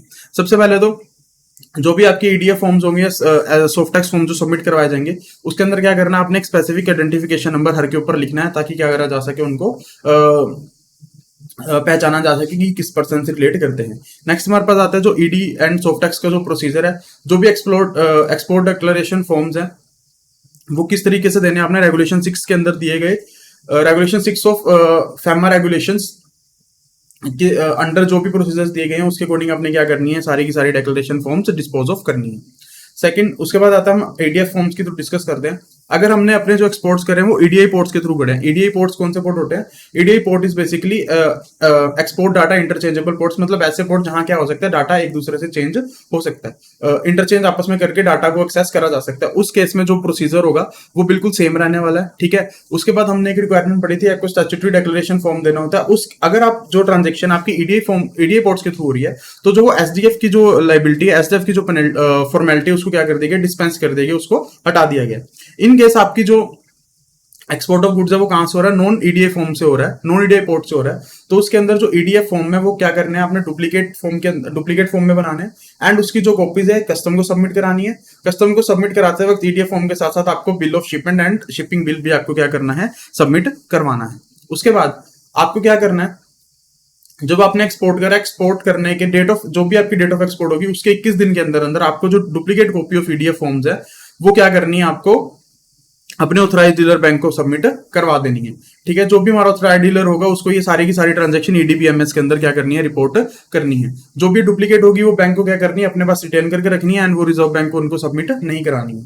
ठीक है, इन case of deferred payment arrangements या जॉइंट वेंचर्स जहां पे जो पैसा है वो इक्विटी के रूप में आ रहा है, ठीक है, तो ये सारी की सारी चीजें ये करने के लिए हमें बेसिकली क्या लेनी पड़ती है, अप्रूवल लेनी पड़ती है कि अगर जॉइंट वेंचर्स के अगेंस्ट इक्विटी के अंदर रिपार्टीशन हो रही है या जब पैसा विद इन टाइम ना आके क्या आ रहा है, डेफर्ड में आ रहा है, तो उसके लिए आपको आरबीआई की परमिशन लेनी पड़ेगी।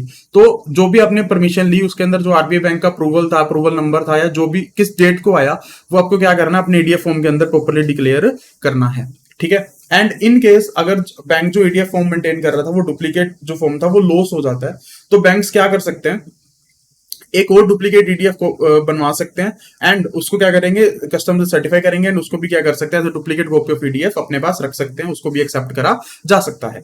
नेक्स्ट हमारे पास आता है that is goods send by post, कि जब पोस्ट के थ्रू गुड्स सेंड करी जाएंगी उस केस के अंदर किस तरीके से चीजों को हमें डील करना है, किस तरीके से जो ऑपरेशनल गाइडलाइंस है वो हमें प्रोवाइड करवाई गई। ठीक है, जो पोस्टल अथॉरिटीज है, जो भी पोस्टल अथॉरिटीज वर्क कर रही हैं, वो किसी भी गुड्स का एक्सपोर्ट बाय पोस्ट तभी अलाउ करेंगी जब जो भी फॉर्म की कॉपी है वो जो हमारा बैंक है उसने क्या करी है, उसको काउंटर साइन करी है। ठीक है, उसका प्रोसीजर क्या है, बेसिकली जो बैंक है वो जो भी उसको फॉर्म हमने सबमिट कराया उसको क्या करेगा, साइन करेगा। साइन करने का मतलब क्या है कि वो ये इंश्योर करा रहा है कि जो ये पार्सल है वो उनकी ब्रांच तक जाएगा। ब्रांच मतलब कि बेसिकली जैसे हमने पढ़ा था क्या होगा कि हमने डॉक्यूमेंट्स किसको देने हैं, एडी कैटेगरी को, एंड उन्होंने वो किसको आगे सबमिट कराने हैं, अपनी जो कंट्री के अंदर इंपोर्ट हो रहा है उस कंट्री के अंदर या तो उनकी ओवरसीज ब्रांच या जो भी कोरेस्पोंडेंट ब्रांच होगा। तो सिमिलरली बैंक्स क्या ऑथराइज करेंगे कि जो भी पार्सल होगा, पार्सल किसके पास रिसीव होगा, या तो जो उनकी ओवरसीज में ब्रांच है उसका, या जो भी वहां पे कोरेस्पोंडेंट ब्रांच है उसको क्या होने वाला है, ये चीजें रिसीव होने वाली है। ठीक है, उसके बाद जो भी ईडीएफ फॉर्म की कॉपी, डुप्लीकेट कॉपी होगी वो बैंक को अपने पास रखनी है, ओरिजिनल किसको दे देनी है, एक्सपोर्टर को दे देनी है। ठीक है, और जो भी डुप्लीकेट कॉपी है वो 21 दिन के अंदर अंदर क्या करनी है, एक्सपोर्टर को सबमिट करानी है। जो ओवरसीज ब्रांच होगी या कोरेस्पोंडेंट ब्रांच होगी वो पार्सल को तभी डिलीवर करेगी जब या तो पेमेंट आ जाए या जो भी बिल है उसकी क्या हो जाए, प्रॉपरली एक्सेप्टेंस हो जाए। ठीक है, उसके बाद जो जो हमारा बैंक है वो ईडीएफ फॉर्म साइन कर सकता है कि आप हमारी ब्रांच को ना भेज के डायरेक्ट किसको भेज दो, कंसाइनी को भेज दो, बट उसके अंदर कंडीशन वही है, या तो उसके अगेंस्ट आपको क्या आ चुका हो, पूरा का पूरा एडवांस मिल चुका हो, या उसके अगेंस्ट क्या हो, आपके पास लेटर ऑफ क्रेडिट रिसीव हो चुका हो। अगर ये भी नहीं है तो क्या है कि आईडी कैटेगरी जो ब्रांच है वो अपने आप को ये सेटिस्फाई कर ले कि हाँ ये पर्सन था, ये उसका ट्रैक रिकॉर्ड बहुत अच्छा है एंड वो प्रॉपर तरीके से काम कर रहे हैं एंड उसने प्रॉपर अरेंजमेंट्स बना दिए हैं कि फिक्स पीरियड के अंदर क्या आ जाएगा, पैसा हमारे पास रिसीव हो जाएगा। उस केस के अंदर आप क्या कर सकते हो, डायरेक्ट पार्सल आप कंसाइनी को भेज सकते हो। ये जो केस है ये ऑलमोस्ट डॉक्यूमेंट्स वाला ही केस है। ठीक है, कि हमने पहले जो इंश्योर कराने के डॉक्यूमेंट्स किसके पास जा रहे हैं, हमारी ब्रांच के पास जा रहे हैं। सिमिलरली हम पार्सल के फॉर्म्स को काउंटर साइन करके ही दे रहे हैं कि जो ये पार्सल है हमारी ब्रांच या कोरेस्पोंडेंट बैंक के पास रिसीव होने वाला है, जैसा हमने डॉक्यूमेंट्स में देखा था। ठीक है, सेम डुप्लीकेट कॉपी आपको सबमिट करानी है। उसके बाद आप डायरेक्ट कंसाइनी को भी भेज सकते हो, जैसे डायरेक्ट कंसाइनी को डॉक्यूमेंट्स भेज सकते थे, लेकिन उसकी कंडीशंस यही थी कि जब आप डायरेक्ट कंसाइनी या अपने बायर को भेज रहे हो तो उसके अगेंस्ट या तो आपको इरिवोकेबल लेटर ऑफ क्रेडिट मिल जाना चाहिए या उसकी पूरी की पूरी वैल्यू आपको एज एडवांस आपके पास रिसीव हो जानी चाहिए। ठीक है, नेक्स्ट हमारे पास आता है that is mid sea transshipment of catch by the deep sea fishing vessel. तो इसके अंदर हम इसको तोड़ तोड़ के पढ़ते हैं। सबसे पहले डीप सी फिशिंग वेसल्स, तो बेसिकली क्या, सी है, सी के अंदर मछलियां, मछलियों को पकड़ने के लिए क्या करा जाता है, डीप सी के अंदर जाया जाता है। मतलब ऐसे सीज जो क्या है हमारी नेचुरल बाउंड्रीज के अंदर नहीं आते। मतलब जैसे इंडिया की जो बाउंड्रीज है वो क्या होता है, जो टेरिटोरियल वाटर होता है, territorial water is basically 200 nautical miles की जो सब जो भी इंडिया की बाउंड्री होगी उसके आगे 200 नॉटिकल माइल्स का जो सी होगा वो भी क्या होगा, इंडिया का होने वाला है। ठीक है, उसके जब बियॉन्ड जाया जाता है तो उसको बोल जाता है डीप सी। तो डीप सी के अंदर जब फिशिंग वेसल्स होती है वो बेसिकली क्या करती हैं, उस एरिया में जाती हैं जो इंडिया का पार्ट नहीं है, डीप सी है वो, वहां पे जाके क्या करते हैं, फिशिंग करती है और वहां पे मछलियां पकड़ते हैं जिनको हमें कहा जाता है कैच कहा जाता है। ठीक है, वो डीप फिशिंग वेसल्स वहीं रहती हैं, जो भी हमने मछलियां पकड़ी है, जो भी हमने कैच पकड़ा, उसको क्या करा जाता है, उसको ट्रांसशिप कर दिया जाता है। ट्रांसशिप बेसिकली कि जो हमारी बिग वेसल्स थी उसमें से माल जो भी था उसको छोटी शिप्स के अंदर ट्रांसफर करते हैं ना, दैट इज ट्रांसशिपमेंट। मिड सी मतलब सी के बीच में। तो जब सी के बीच में जो बड़ी वेसल्स है जिन्होंने मछलियां पकड़ी हैं, वो पकड़ के छोटी छोटी वेसल्स को दे देती हैं ताकि उसको एक्सपोर्ट करा जा सके, उसको कहा जाता है mid sea transshipment of catch by the deep sea fishing vessel. उस केस के अंदर एक्सपोर्ट किस तरीके से होता है, तो अगर जो मिड सी ट्रांसशिपमेंट है वो इंडियन ओन्ड वेसल्स के द्वारा की जाती है, तो बेसिकली क्या कर रहे हैं हम, इंडियन एक्सपोर्ट कर रहे हैं।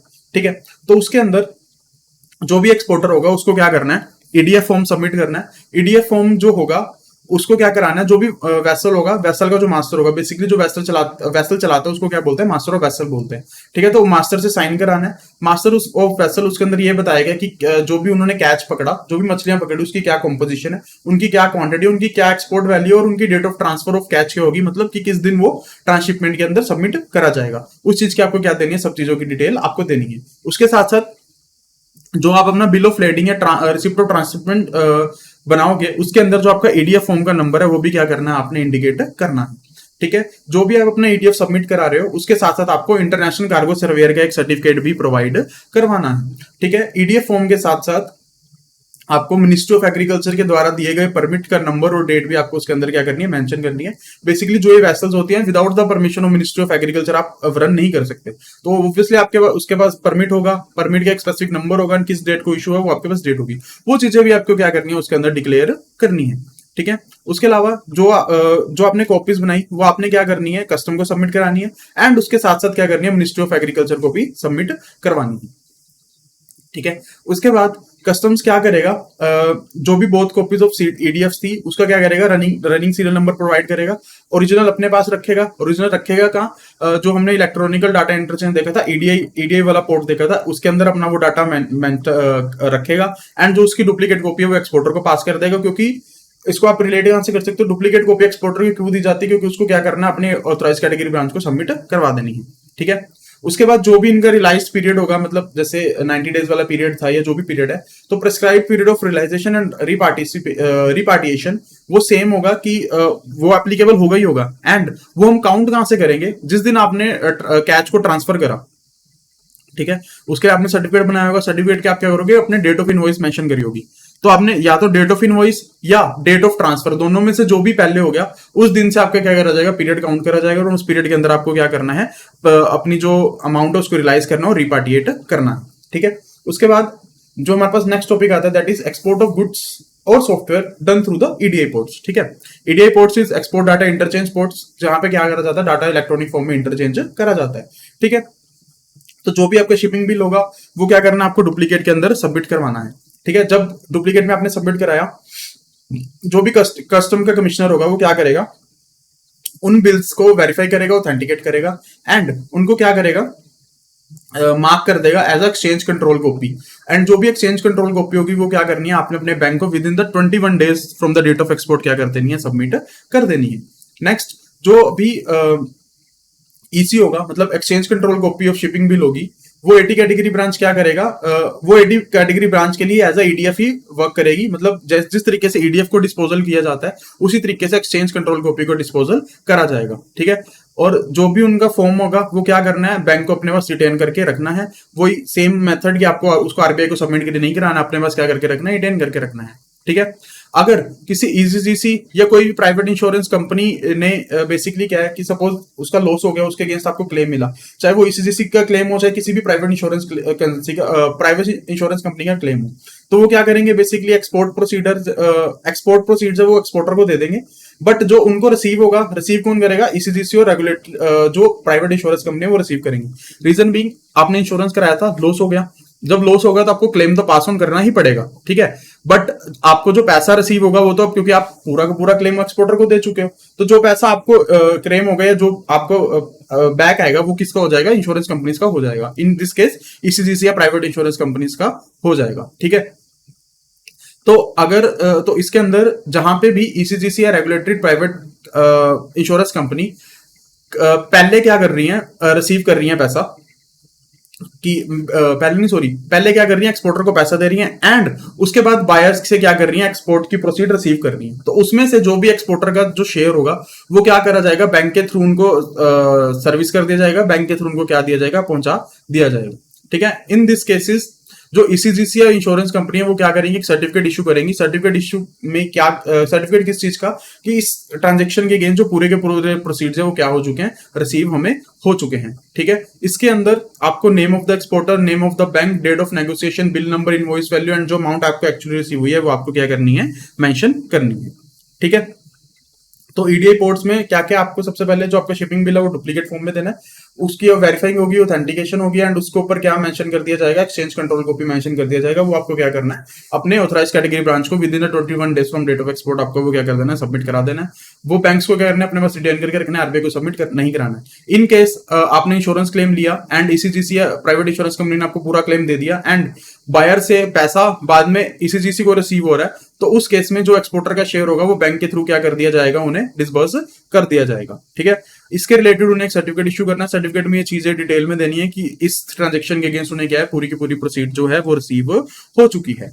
नेक्स्ट हमारे पास आता है that is Softex forms, EDF form सबसे पहले देखा, एक्सपोर्ट डिक्लेरेशन फॉर्म हम देख रहे हैं, सॉफ्टेक्स फॉर्म, सॉफ्टवेयर डिक्लेरेशन फॉर्म। ठीक है, तो जो सॉफ्टवेयर एक्सपोर्टर है वो क्या कर सकते हैं, सिंगल एंड चाहे तो बल्क के अंदर भी क्या कर सकते हैं, सॉफ्टेक्स फॉर्म अपने फाइल कर सकते हैं।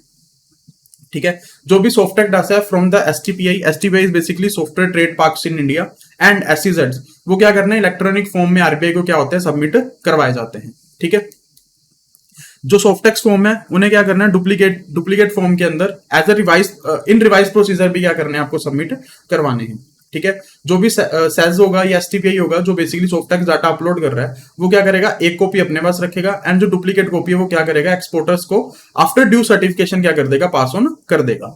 ठीक है, एक्सपोर्टर को जो भी ऐसे इनवॉइसेज है जिनकी अमाउंट 25,000 से कम है वो क्या कर सकते हैं, उसको बल्क स्टेटमेंट के अंदर उन्होंने दिखाना है। 25,000 से ज्यादा वालों को उनको सिंगल सिंगल के अंदर दिखाना है। ठीक है, जो दोनों का फॉर्म है सिंगल के लिए एंड बल्क सॉफ्टवेयर के लिए, बल्क सॉफ्टवेयर एक्सपोर्ट के लिए वो सेम बनाया गया, दैट इज सॉफ्टवेयर एक्सपोर्ट, दोनों को इकट्ठा करके बना दिया गया है। ठीक है, उसके बाद जो भी आपका एडीएफ फॉर्म है, सॉफ्टवेयर फॉर्म है, अगर उसके अपने नंबर जनरेट करवाने हैं, चाहे वो सिंगल हो चाहे बल्क हो, तो उसकी जो फैसिलिटी है वो क्या कर दी गई है, आपको ऑनलाइन प्रोवाइड कर दी गई है। सॉफ्टवेयर फॉर्म में बेसिकली क्या बल्क में प्रोवाइड करा जा सकता है, सिंगल भी प्रोवाइड करा जा सकता है, आपको ऑनलाइन फॉर्म में सबमिट करवाना है। ठीक है, उसके बाद एक कॉपी आपका अपने पास रखनी है, दूसरी आपने क्या देनी है, एक्सपोर्टर को प्रोवाइड कर देनी है। जिसकी अगर कोई भी एक्सपोर्ट इनवॉइसेज है जिनकी अमाउंट $25,000 से कम है, आप उसको क्या कर सकते हो, बल्क स्टेटमेंट के रूप में सबमिट कर सकते हो।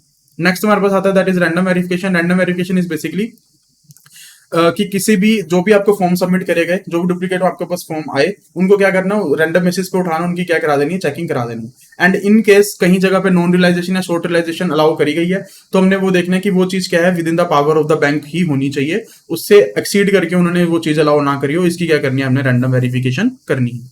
Next, certification for EFC credit. EFC basically क्या था, earners earning exporters earning foreign currency account. ठीक है, इन केस अगर कोई पैसा ईएफसी अकाउंट के अंदर आता है तो उसके अंदर क्या करना है, जो भी आप अपना एक्सपोर्ट डिक्लेरेशन फॉर्म दे रहे हो उसको उसके अकॉर्डिंगली आपने क्या कर देना है, सर्टिफाई करना है। जो नेक्स्ट हमारे पास टॉपिक आता है that is consolidation of air cargo, sea cargo.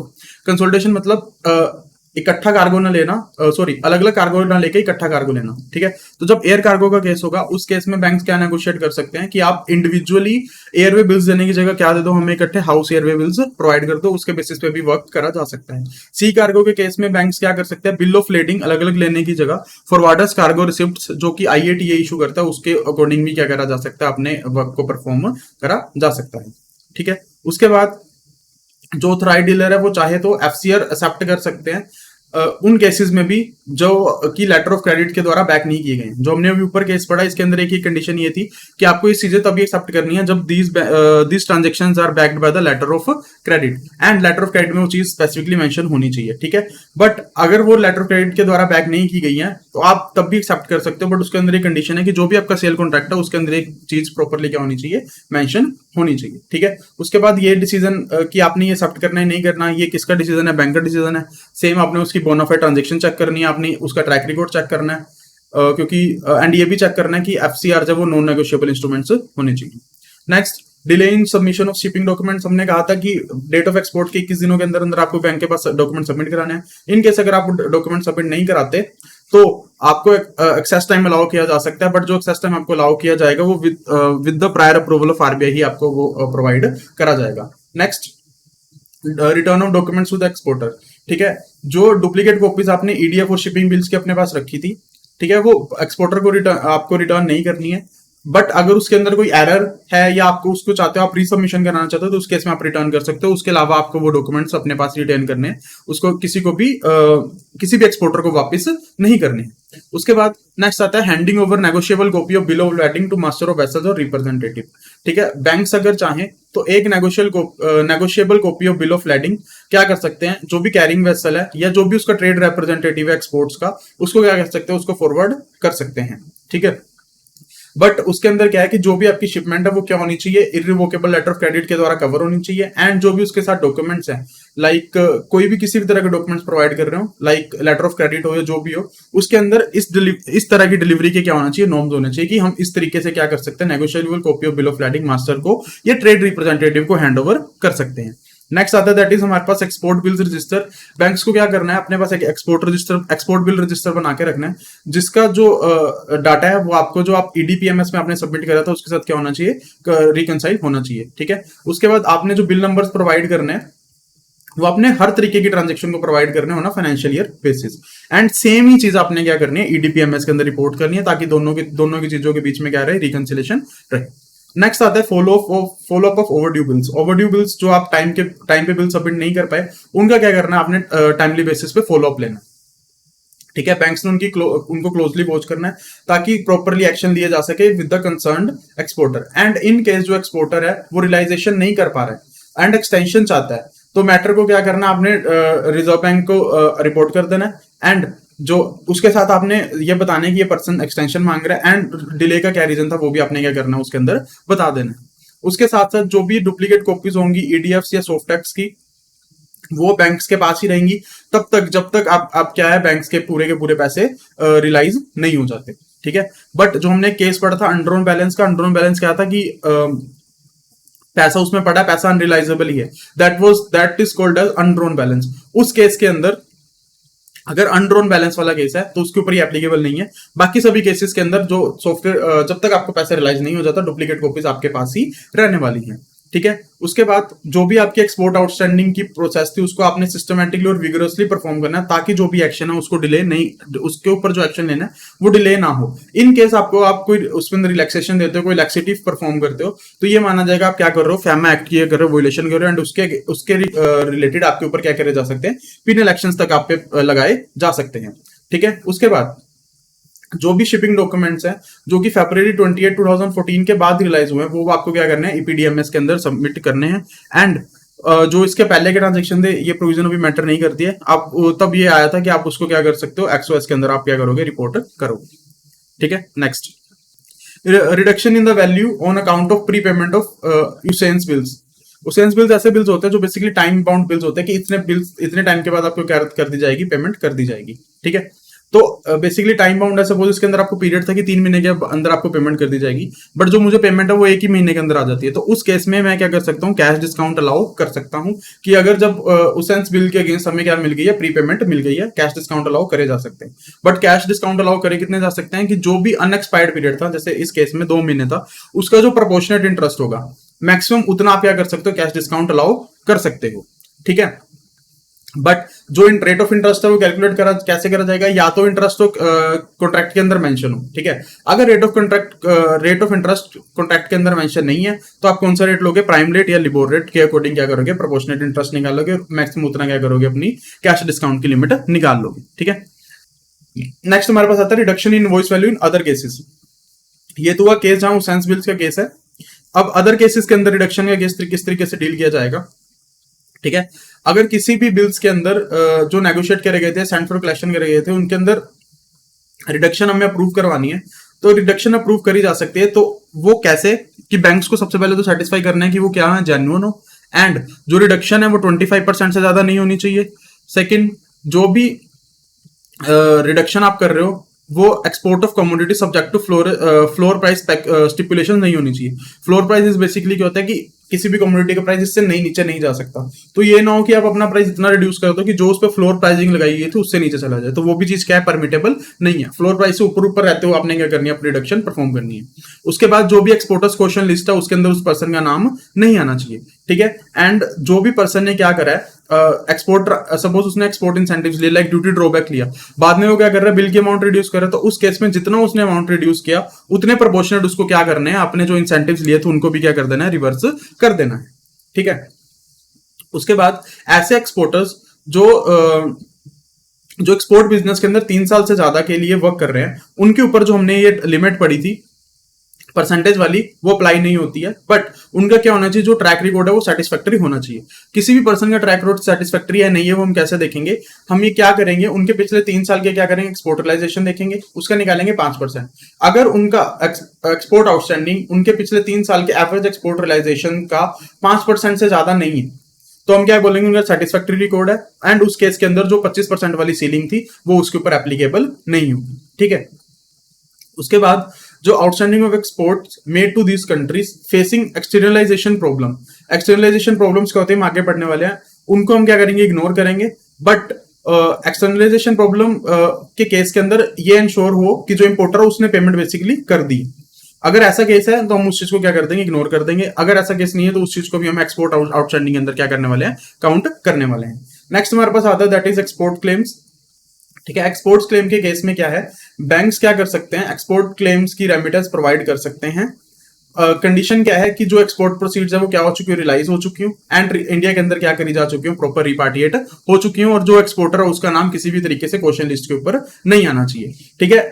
In case of export claims exporter को यह एडवाइस किया जाता है कि जो भी उसने इंसेंटिव्स लिए थे इन रिस्पेक्ट ऑफ एक्सपोर्ट्स वो क्या करे, उसको रिवर्स कर दे या उसको क्या कर दे, सरेंडर कर दे। नेक्स्ट हमारे पास आता है that is change of buyer या कंसाइनी। चेंज ऑफ बायर या कंसाइनी का बेसिकली मतलब आपने शिपमेंट कर दी, तो आप क्या चाहते हो कि वो शिपमेंट मैं कर दूं, किसी को ट्रांसफर कर दूं। लाइक हो सकता है सपोज 2 पर्सन थे, ए एंड बी, ए ने इसको एक्सपोर्ट करा, ठीक है। बट ना बी क्या करा, मुकर गया बीच में कि मैं डिफॉल्ट कर रहा हूं, मैं पैसे नहीं दूंगा, ये वो कुछ दोनों में सपोज बहस होगी। तो क्या चाहे ए अपना माल जो ट्रांसशिपमेंट में उसको सी के अंदर, सी को बेच सकता है, नहीं बेच सकता, तो उसको बेच सकता है विदाउट द अप्रूवल।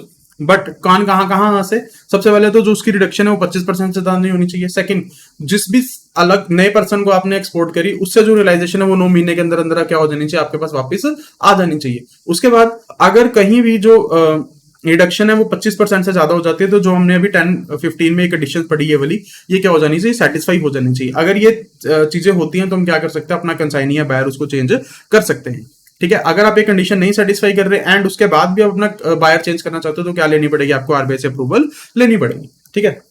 नेक्स्ट हमारे पास आता है that is extension of time.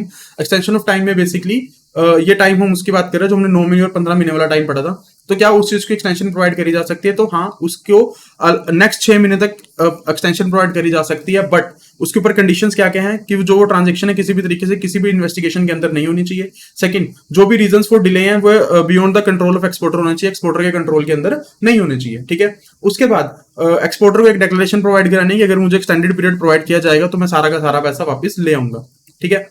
अगर जो एक्सटेंशन है वो 1 साल से ज्यादा हो चुकी है and total outstanding of the exporter जो है वो 1 मिलियन से ज्यादा नहीं जा रही है, या उसकी जो एक्सपोर्ट रियलाइजेशन है पिछले 3 साल की उसके 10% से ज्यादा नहीं थी जा रही है, तो जो एक्सपोर्ट एग्जम्पशन है, एक्सटेंशन है, वो 1 साल से ज्यादा के लिए भी प्रोवाइड करी जा सकती है। एक नॉर्मली कितने देर के लिए प्रोवाइड करी जाएगी, 6 महीने के लिए। बट 1 साल के लिए कब प्रोवाइड करी जा सकती है, जब अमाउंट 1 मिलियन या उसके एक्सपोर्ट रियलाइजेशन के 10% से ज्यादा ना जा रहा हो, ठीक है। जो भी बिल्स 6 महीने से ज्यादा के लिए एक्सटेंशन है उसको क्या करना है, आपने एक्सो स्टेटमेंट, एक्सपोर्ट आउटस्टैंडिंग स्टेटमेंट के अंदर उस चीज की क्या रिपोर्ट करनी है, रिमार्क्स कॉलम के अंदर उसके बारे में आपको बताना है कि किस डेट तक इसके अगेंस्ट क्या करी गई है, एक्सटेंशन हमें प्रोवाइड करी गई है, ठीक है। उसके अलावा अगर सपोज दोनों में डिफॉल्ट हुआ, एक्सपोर्टर ने क्या करा, जो इंपोर्टर था उसके अगेंस्ट सूट फाइल कर रखा है, ठीक है, तो उस केस में इररिस्पेक्टिव ऑफ अमाउंट क्या करी जा सकती है, एक्सटेंशन प्रोवाइड करी जा सकती है। इस सब चीजों की आपने क्या करनी है, ईडीपीएमएस के अंदर भी क्या करनी है, रिपोर्टिंग करनी है, ठीक है। उसके बाद सपोज आपने पर्सन स्टिपुलेटेड टाइम में पैसा नहीं ला पाया, आपने उसको एक्सटेंशन प्रोवाइड कर दी, वो बंदा एक्सटेंडेड पीरियड के अंदर भी पैसा नहीं ला पा रहा, तो उसको किस तरीके से डील करना है, ठीक है। अगर एक्सटेंडेड पीरियड के अंदर भी पैसा नहीं आ रहा है और वो पैसा ना आने का रीजन पर्सन के कंट्रोल के बियॉन्ड जा रहा है, ठीक है, तो उस केस के अंदर फर्दर एक्सटेंशन प्रोवाइड करी जा सकती है। बट जो भी वो केस है वो इसमें कवर नहीं होना चाहिए कि उसके उस ट्रांजेक्शन के अगेंस्ट कोई इन्वेस्टिगेशन चलती नहीं होनी चाहिए। ठीक है, so this was regarding the extension of time. Next हमारे पास आता है right of export bill. Right of export bill मतलब एक्सपोर्ट बिल आपने करा, उसके अगेंस्ट आपको पैसा नहीं आ रहा, आपको पता है कि पैसा आएगा नहीं, अनरिलाइज हो चुका है, तो उसको क्या कर सकते हो आप, सेल्फ राइट ऑफ कर सकते हो, या आप अपने डीलर बैंक के पास जा सकते हो, क्या हम इसको क्या कराना चाहते हैं, राइट ऑफ कराना चाहते हैं, उसको आप क्या करो, अपने डॉक्यूमेंट्स प्रोवाइड करो।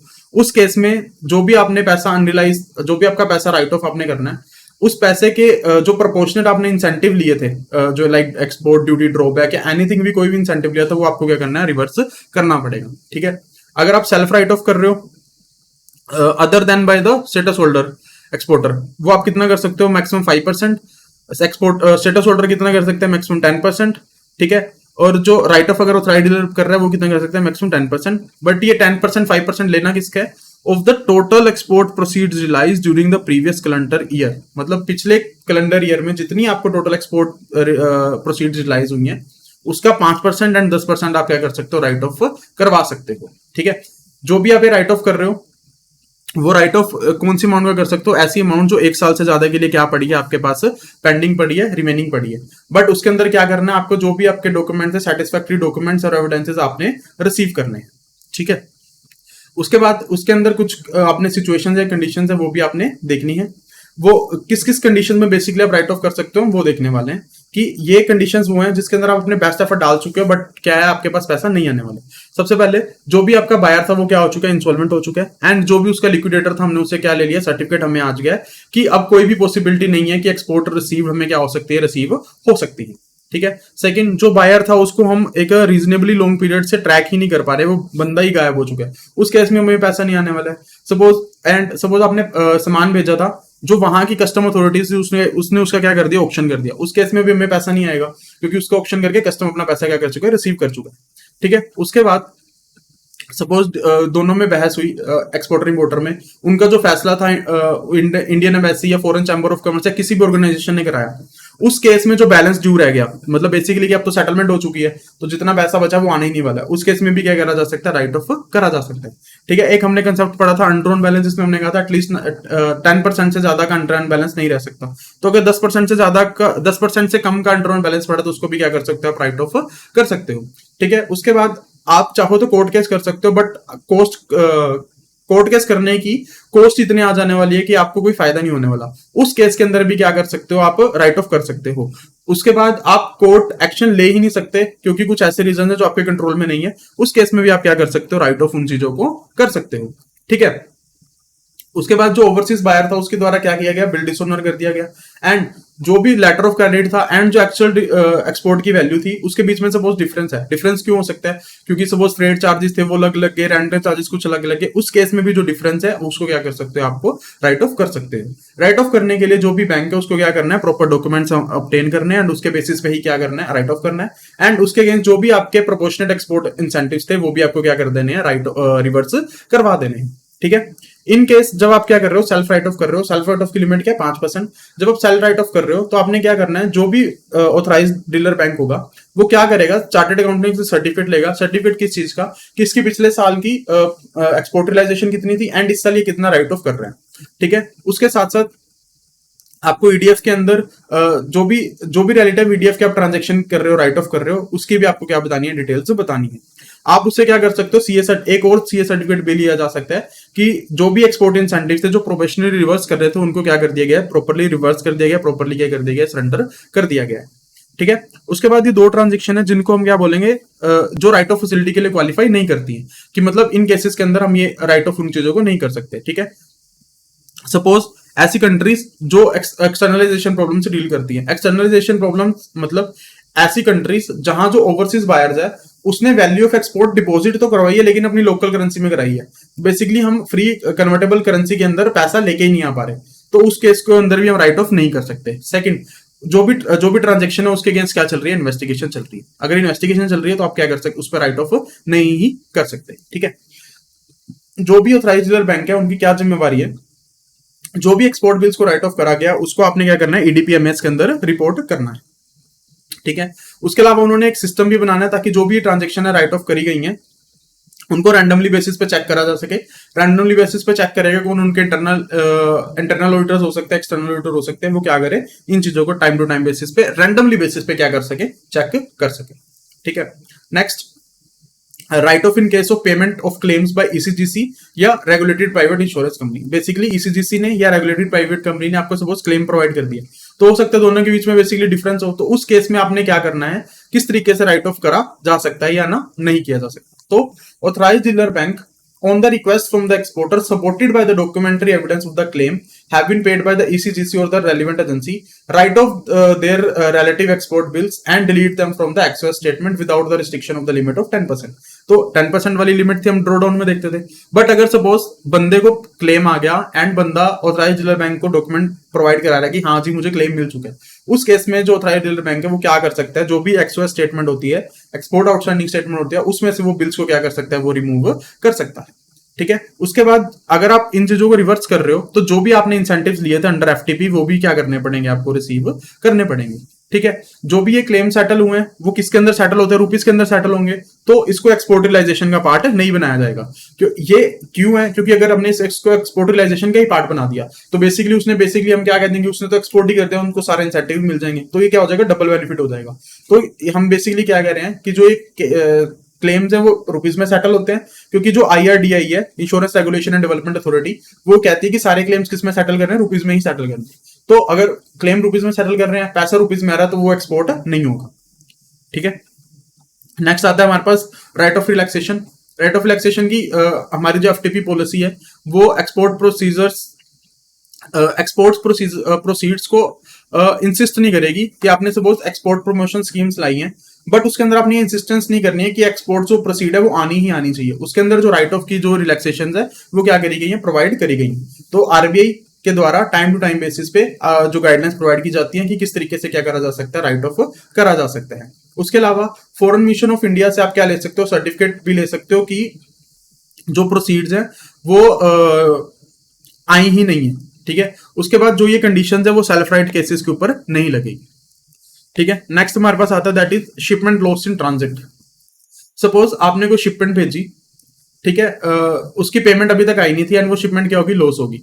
ठीक है, तो सबसे पहले जो ऑथराइज कैटेगरी ब्रांच है उसको ये इंश्योर कराना है कि उसके अगेंस्ट जो इंश्योरेंस क्लेम है वो जितना जल्दी हो सके उतनी जल्दी क्या किया जाए, क्लेम मेड कर दिया जाए। ठीक है, एंड इन केस अगर वो क्लेम पेबल अब्रॉड है कि मतलब सपोज बाहर के अंदर पे होना है, ठीक है, तो बैंक्स को ये इंश्योर कराना है कि वो पूरा का पूरा पैसा रिसीव हो जाए।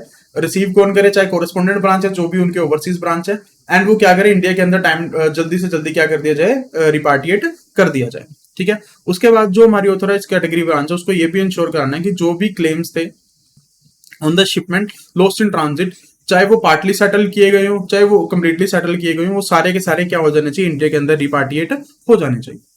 ठीक है, नेक्स्ट हमारे पास आता है that is netting of export receivable against import payments specially for units in the special economic zone की। अगर आप किसी पर्सन से एक्सपोर्ट कर रहे हो एंड उसी पर्सन से क्या कर रहे हो, इंपोर्ट भी कर रहे हो, तो उनकी आप नेटिंग ऑफ किस तरीके से कर सकते हो। ठीक है, तो उसके अंदर नेटिंग ऑफ अलाउ करी जा सकती है, रिक्वेस्ट हम कर सकते हैं एडी कैटेगरी ब्रांच को एंड वो हमें परमिट कर सकता है, बस कुछ कंडीशंस क्या हैं।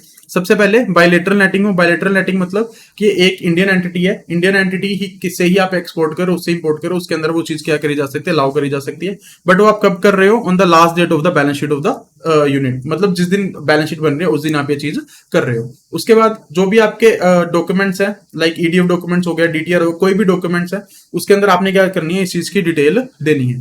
ठीक है, जो भी आपका जो रिलेटिव ईडीएफ है वो तभी कंप्लीट माना जाएगा जब एंटायर प्रोसीड्स या तो एडजस्ट हो जाए या हो जाए रिसीव हो जाए। कि बेसिकली अगर सपोज 100 करोड़ के आपने एक्सपोर्ट करे थे, एक्सपोर्ट डिक्लेरेशन फॉर्म में बताए थे, तो या तो उसके अगेंस्ट आपने 100 करोड़ का इंपोर्ट करके उसको एडजस्ट कर लियो या उसका कुछ पैसा आपको रिसीव हो गया हो।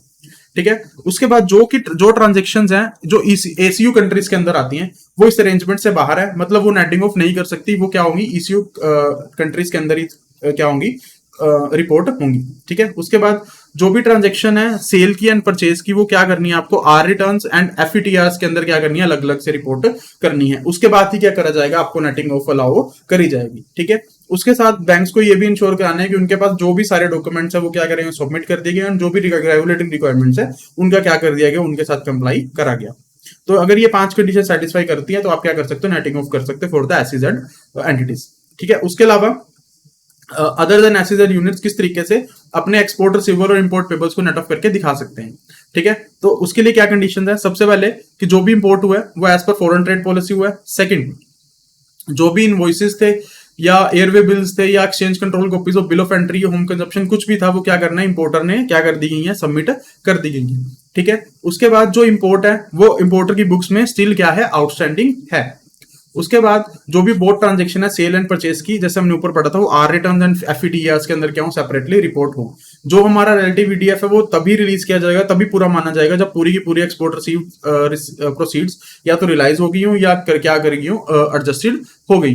ठीक है, उसके बाद जो भी सेटअप होगा it should be in the respect of same overseas buyer जिसके साथ हम क्या कर रहे हैं, जिससे हम सप्लाई ले रहे हैं, एंड सेट ऑफ करने की उनसे हमने क्या ले लियो, कंसेंट ले लियो। इसके अंदर भी एसयू कंट्रीज के साथ की जाने वाली ट्रांजेक्शन हम क्या करेंगे, इससे अवॉइड करेंगे, उनके अंदर नेटिंग ऑफ अलाउड नहीं है। उसके बाद ये सेम कंडीशन ऊपर वाली बैंक्स ने क्या इंश्योर कराने की उनको सारे के सारे डॉक्यूमेंट्स क्या कर दिए गए, प्रोवाइड कर दिए गए। ओके, नेक्स्ट हमारे पास आता है that is agency commission on report exports की। एक्सपोर्ट हुआ, उसके अंदर एजेंट्स इन्वॉल्व थे, उसके अंदर किस तरीके से क्या है, जो है कमीशन की जो है डिडक्शन करी जाएगी। तो बैंक अलाउ कर सकते हैं कि जब आप इनवॉइस वैल्यू का पैसा रिमिट कर रहे हो उसमें से क्या करो, अपनी डिडक्शन करो, बट उसके अंदर क्या करनी है, कुछ कंडीशंस आपने क्या करनी है, फुलफिल करनी है। कंडीशंस क्या क्या है कि जो भी कमीशन है वो आपने ईडीएफ फॉर्म या सॉफ्टवेक्स फॉर्म के अंदर क्या करा हो, डिक्लेयर करा हो। सेकंड, जहां अगर आपने कमीशन डिक्लेयर नहीं करा है तो आपने क्या करना है, रेमिटेंस अलाउ करी जा सकती है, बट आपने उसके रीजन बताने हैं, एंड रीजन से अगर हम सेटिस्फाई होते हैं तो हम तभी अलाउ करेंगे। उसके साथ साथ आपके पास क्या होना चाहिए, एक वैलिड डॉक्यूमेंट भी होना चाहिए कि हाँ हमने ये डॉक्यूमेंट डील करी थी कि हम इस ट्रांजेक्शन के ऊपर इतना कमीशन है जो वो पे करने वाले हैं। ठीक है, उसके बाद जो हमने शिपमेंट की बात करी वो रिलेटिव शिपमेंट एक्चुअली मेड हो जानी चाहिए, वो एक्चुअली शिपमेंट प्रोवाइड करी गई हो, एक्चुअली शिपमेंट वो हुई हो। तो अगर ये तीन कंडीशन सेटिस्फाई होती है तो उस केस में आप क्या कर सकते हो, रेमिटेंस में से पैसा डिडक्ट करके हमें भेज सकते हो। ठीक है, उसके बाद जो बैंक्स हैं वो ये अलाउ कर सकते हैं कि जो कमीशन है वो इंडियन एक्सपोर्टर पे कर सकते हैं under the counter trade agreement through the escrow accounts. Escrow accounts में जो पैसा है वो हम क्या, जब काउंटर ट्रेड एग्रीमेंट्स होते हैं हम क्या करते हैं, एस्क्रो अकाउंट्स खोलते हैं। एस्क्रो अकाउंट्स यूएस डॉलर के अंदर होते हैं, उसके अंदर से हम कमीशन पे कर सकते हैं। बट सबसे पहली कंडीशन क्या है कि जो हम ये कंडीशन ऊपर पढ़ के आए हैं ये क्या हो, सेटिस्फाई हो। सेकंड, जो कमीशन है वो हम एस्क्रो अकाउंट होल्डर्स को ही ना पे कर रहे हैं, वो किसी एजेंट को ही पे होना चाहिए। उसके बाद जो भी कमीशन की वैल्यू है वो फिर इनवॉइस वैल्यू में से डिडक्ट अलाउ नहीं करी जाएगी। तो बेसिकली क्या, या तो आप उसमें से डिडक्ट करके भेज दो इनवॉइस वैल्यू में से, अगर नहीं कर रहे हो तो एस्क्रो अकाउंट में से भी आप पेमेंट कर सकते हो, subject to the following condition. ठीक है, उसके बाद अगर पैसा जो या कंसिडरेशन है वो आपको इक्विटी पार्टिसिपेशन के तरीके से आ रही है कि आपको पैसा नहीं आ रहा, आपको इक्विटी फॉर्म में आ रही है, तो उस केस में कमीशन की पेमेंट अलाउड नहीं है। ठीक है, except commission of the 10% of invoice value of export of tea and tobacco, कि नॉर्मली अगर इक्विटी पार्टिसिपेशन है कमीशन अलाउड नहीं है, बट अगर एक्सपोर्ट हो रहा है ऑफ टी एंड टबाकू तो उसके 10% तक का आप क्या कर सकते हो, कमीशन प्रोवाइड कर सकते हो। So this was all related to the commission payment कि किस तरीके से पेमेंट करी जाएगी। ओके, एंड हमने क्या देखा उसके अंदर नेटिंग ऑफ किस तरीके से होगी। नेक्स्ट हमारे पास आता है that is refund of export proceeds. इसमें बेसिकली कि आपको एक्सपोर्ट प्रोसीड ओरिजिनली आ गई थी, बट उसका क्या करना आपने, या तो हो सकता है गुड्स आपको रीइंपोर्ट कर रहे हो, गुड्स आपको पसंद नहीं आई, कंडीशंस की फुलफिलमेंट नहीं हुई, तो आप क्या कर रहे हो, आप गुड्स को रीइंपोर्ट कर रहे हो, तो उस केस में क्या करना पड़ेगा, आपको अपनी प्रोसीड्स का भी रिफंड करना पड़ेगा। तो उस केस में वो किस तरीके से उनको डील करा जाएगा। ठीक है, उनकी आप रिफंड कर सकते हो, बट उसके अंदर बैंक्स को क्या क्या करना है, बैंक्स को एक तो ड्यू डिलिजेंस करनी है, जो ये ट्रांजेक्शन हुई वो बोनाफाइड होनी चाहिए, वो ट्रू इन नेचर होनी चाहिए, एंड बैंक्स को डीजीएफटी या कस्टम अथॉरिटीज से एक सर्टिफिकेट मिलता है कि बैंक कि उसने एक्सपोर्टर ने कोई भी इंसेंटिव्स नहीं लिए हैं, एंड इनकेस लिए थे उसको क्या कर दिया, सरेंडर कर दिया। तो वो आपको सर्टिफिकेट लेना है, उसके बाद ही आपको क्या करनी है, एक्सपोर्ट्स की एक्सपोर्ट प्रोसीड का रिफंड करना है। ठीक है, उसके बाद एक्सपोर्टर को आपने एक्सपोर्टर साहब ने ये अंडरटेकिंग भी लेनी है कि डेट ऑफ रेमिटेंस के 3 महीने के अंदर अंदर आप क्या कर रहे हो, उसकी रीइंपोर्ट कर रहे हो, कि बेसिकली आपने एक्सपोर्ट की आप एक्सपोर्ट आपको रेमिटेंस आई, ठीक है, और आपने इंपोर्ट करवाया, सॉरी एक्सपोर्ट करा, जिस दिन रेट ऑफ रेमिटेंस आई थी उसके 3 महीने के अंदर अंदर आप क्या कर रहे हो, उस चीज की रीइंपोर्टेशन कर रहे हो, क्योंकि वो आपका माल रिजेक्ट हो चुका है। ठीक है, उसके बाद जब आप ये रीइंपोर्टेशन करोगे तो जो भी नॉर्मल इंपोर्ट्स के ऊपर जो भी प्रोसीजर लगते हैं वो सेम क्या होने वाले हैं, इसके ऊपर एप्लीकेबल होने वाले हैं। ठीक है, so in case of refund of export proceeds आप कर सकते हो, बट आपको क्या करना है, बैंक्स को ये कुछ कंडीशंस फॉलो फिल करवानी है। ड्यू डिलिजेंस करवाओ, ट्रांजेक्शन की बोनाफाइड नेचर चेक करो, आप ये इंश्योर कराओ, इंश्योर करने के लिए सर्टिफिकेट लो कि जो भी आपका एक्सपोर्टर था उसने या तो एक्सपोर्ट इंसेंटिव्स लिए ही नहीं है, एंड अगर लिए थे तो प्रोपोर्शनेट क्या कर दिया उसने, सरेंडर कर दी। उसके अलावा आप उसे ये डिक्लेरेशन भी लो कि जो भी आपकी डेट ऑफ रेमिटेंस है उसके 3 महीने के अंदर अंदर आपने क्या करा है, जो एक्सपोर्ट रेमिटेंस है उसको भेज दी, जो आपने री इम्पोर्ट है उसको कर दिया है। जब आप ये री इम्पोर्ट करोगे तो जो भी प्रोसीजर नॉर्मल इम्पोर्ट पे लगते हैं वो री इम्पोर्ट के ऊपर भी लगने वाले हैं। नेक्स्ट हमारे पास आता है that is exports question list, कि जो हम पढ़ रहे थे कि क्वेश्चन लिस्ट लॉन्च की जाती है, उसके अंदर किस तरीके से लिस्टिंग होती है, किस तरीके से डिलिस्टिंग होती है, हम उसको देखने वाले हैं। ठीक है, तो जो ईडीपीएमएस हमने पढ़ा था, export data procurement and monitoring system, उसके अंदर जो ये क्वेश्चन लिस्ट की लिस्टिंग एंड डी लिस्टिंग वो क्या ऑटोमेटिक प्रोसेस है, वो डेली बेसिस पे क्या होती रहती है, अपडेट होती रहती है। तो उसका बेसिकली क्राइटेरिया क्या है कि किस बेसिस पे क्या करी जाएगी, लिस्टिंग करी जाएगी, और किस बेसिस पे उनकी डीलिस्टिंग करी जाएगी। ठीक है, तो कोई सबसे पहले लिस्टिंग देखते हैं। तो कोई भी ऐसा एक्सपोर्टर जिसके अगेंस्ट कोई भी शिपिंग बिल 2 साल से ज्यादा के लिए क्या है, ओपन है, तो उसकी क्या कर दी जाएगी, उसको क्वेश्चन लिस्ट के अंदर ऐड कर दिया जाएगा। उसके साथ साथ डेट ऑफ शिपमेंट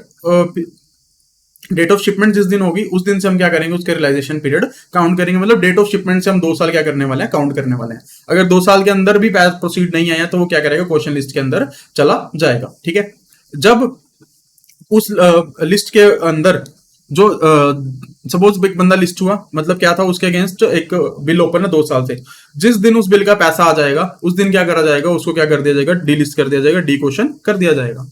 नेक्स्ट, ठीक है, एक्सपोर्टर को सपोज उसके 2 साल अभी एक्सपायर नहीं हुए हैं, उससे पहले भी उसको क्वेश्चन लिस्ट के अंदर डाला जा सकता है। वो कब डाला जा सकता है, या तो वो क्या हो, किसी भी एडवर्स नोटिस के अंदर आ रहा हो, या एक्सपोर्टर ट्रेसेबल ना हो, या उसने कोई सीरियस एफर्ट्स ही नहीं किए हैं ताकि की एक्सपोर्ट प्रोसीड्स को रियलाइज करा जा सके। तो उस केसेस में हम क्या कह सकते हैं कि जो एक्सपोर्टर है वो बेसिकली अपना वर्क ही सही तरीके से नहीं कर रहा है, तो उसको हम क्या करेंगे, क्वेश्चन लिस्ट के अंदर मेंशन कर देंगे। इन केसेस में क्या कर सकता है, जो ऑथराइज्ड बैंक है वो क्या करेगा, उसको सपोज इस तरीके की मिल गई एविडेंसेस कि इस बंदे ने ना तो यार एफर्ट्स डाले हैं या बंदा ट्रेसेबल ही नहीं है, तो वो क्या कर सकता है, आरबीआई को बताएगा कि ये बंदे की जो नाम है आप क्या कर सकते हो, क्वेश्चन लिस्ट के अंदर डाल सकते हो। ठीक है, आरबीआई विल डिसाइड कि किसका नाम एक्सपोर्टर लिस्ट क्वेश्चन लिस्ट के अंदर डालना है और किसका नाम उसके अंदर से हटाना है।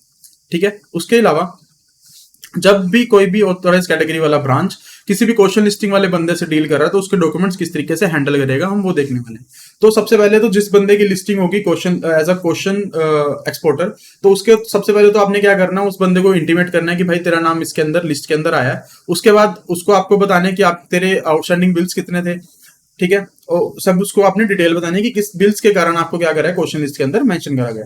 ठीक है, जब क्वेश्चन लिस्ट वाला जो एक्सपोर्टर है उसको पता लग जाएगा कि मैं लिस्ट के अंदर आ चुका हूं, तो उसको क्या करना है, अपने जो शिपिंग डॉक्यूमेंट्स है वो सबमिट कराना है ताकि उनकी नेगोशिएशन परचेज या डिस्काउंटिंग करके क्या करा जा सके, उसको डीलिस्ट करवाया जा सके। ठीक है, बट उसके अंदर कंडीशंस क्या क्या हैं कि जो भी एक्सपोर्टर है उसको क्या करना है, उसने एविडेंसेस प्रोवाइड करने हैं क्या, या तो उसने एडवांस पेमेंट रिसीव कर ली थी, या उसको क्या रिसीव हो चुका है, रिकवरेबल लेटर ऑफ क्रेडिट उसके पास क्या हो चुका है, रिसीव हो चुका है। ठीक है, इन केस ऑफ उसेंस बिल जो टाइम बाउंड बिल्स थे, तो जहां relative credit should cover full export value and also permit such drawings.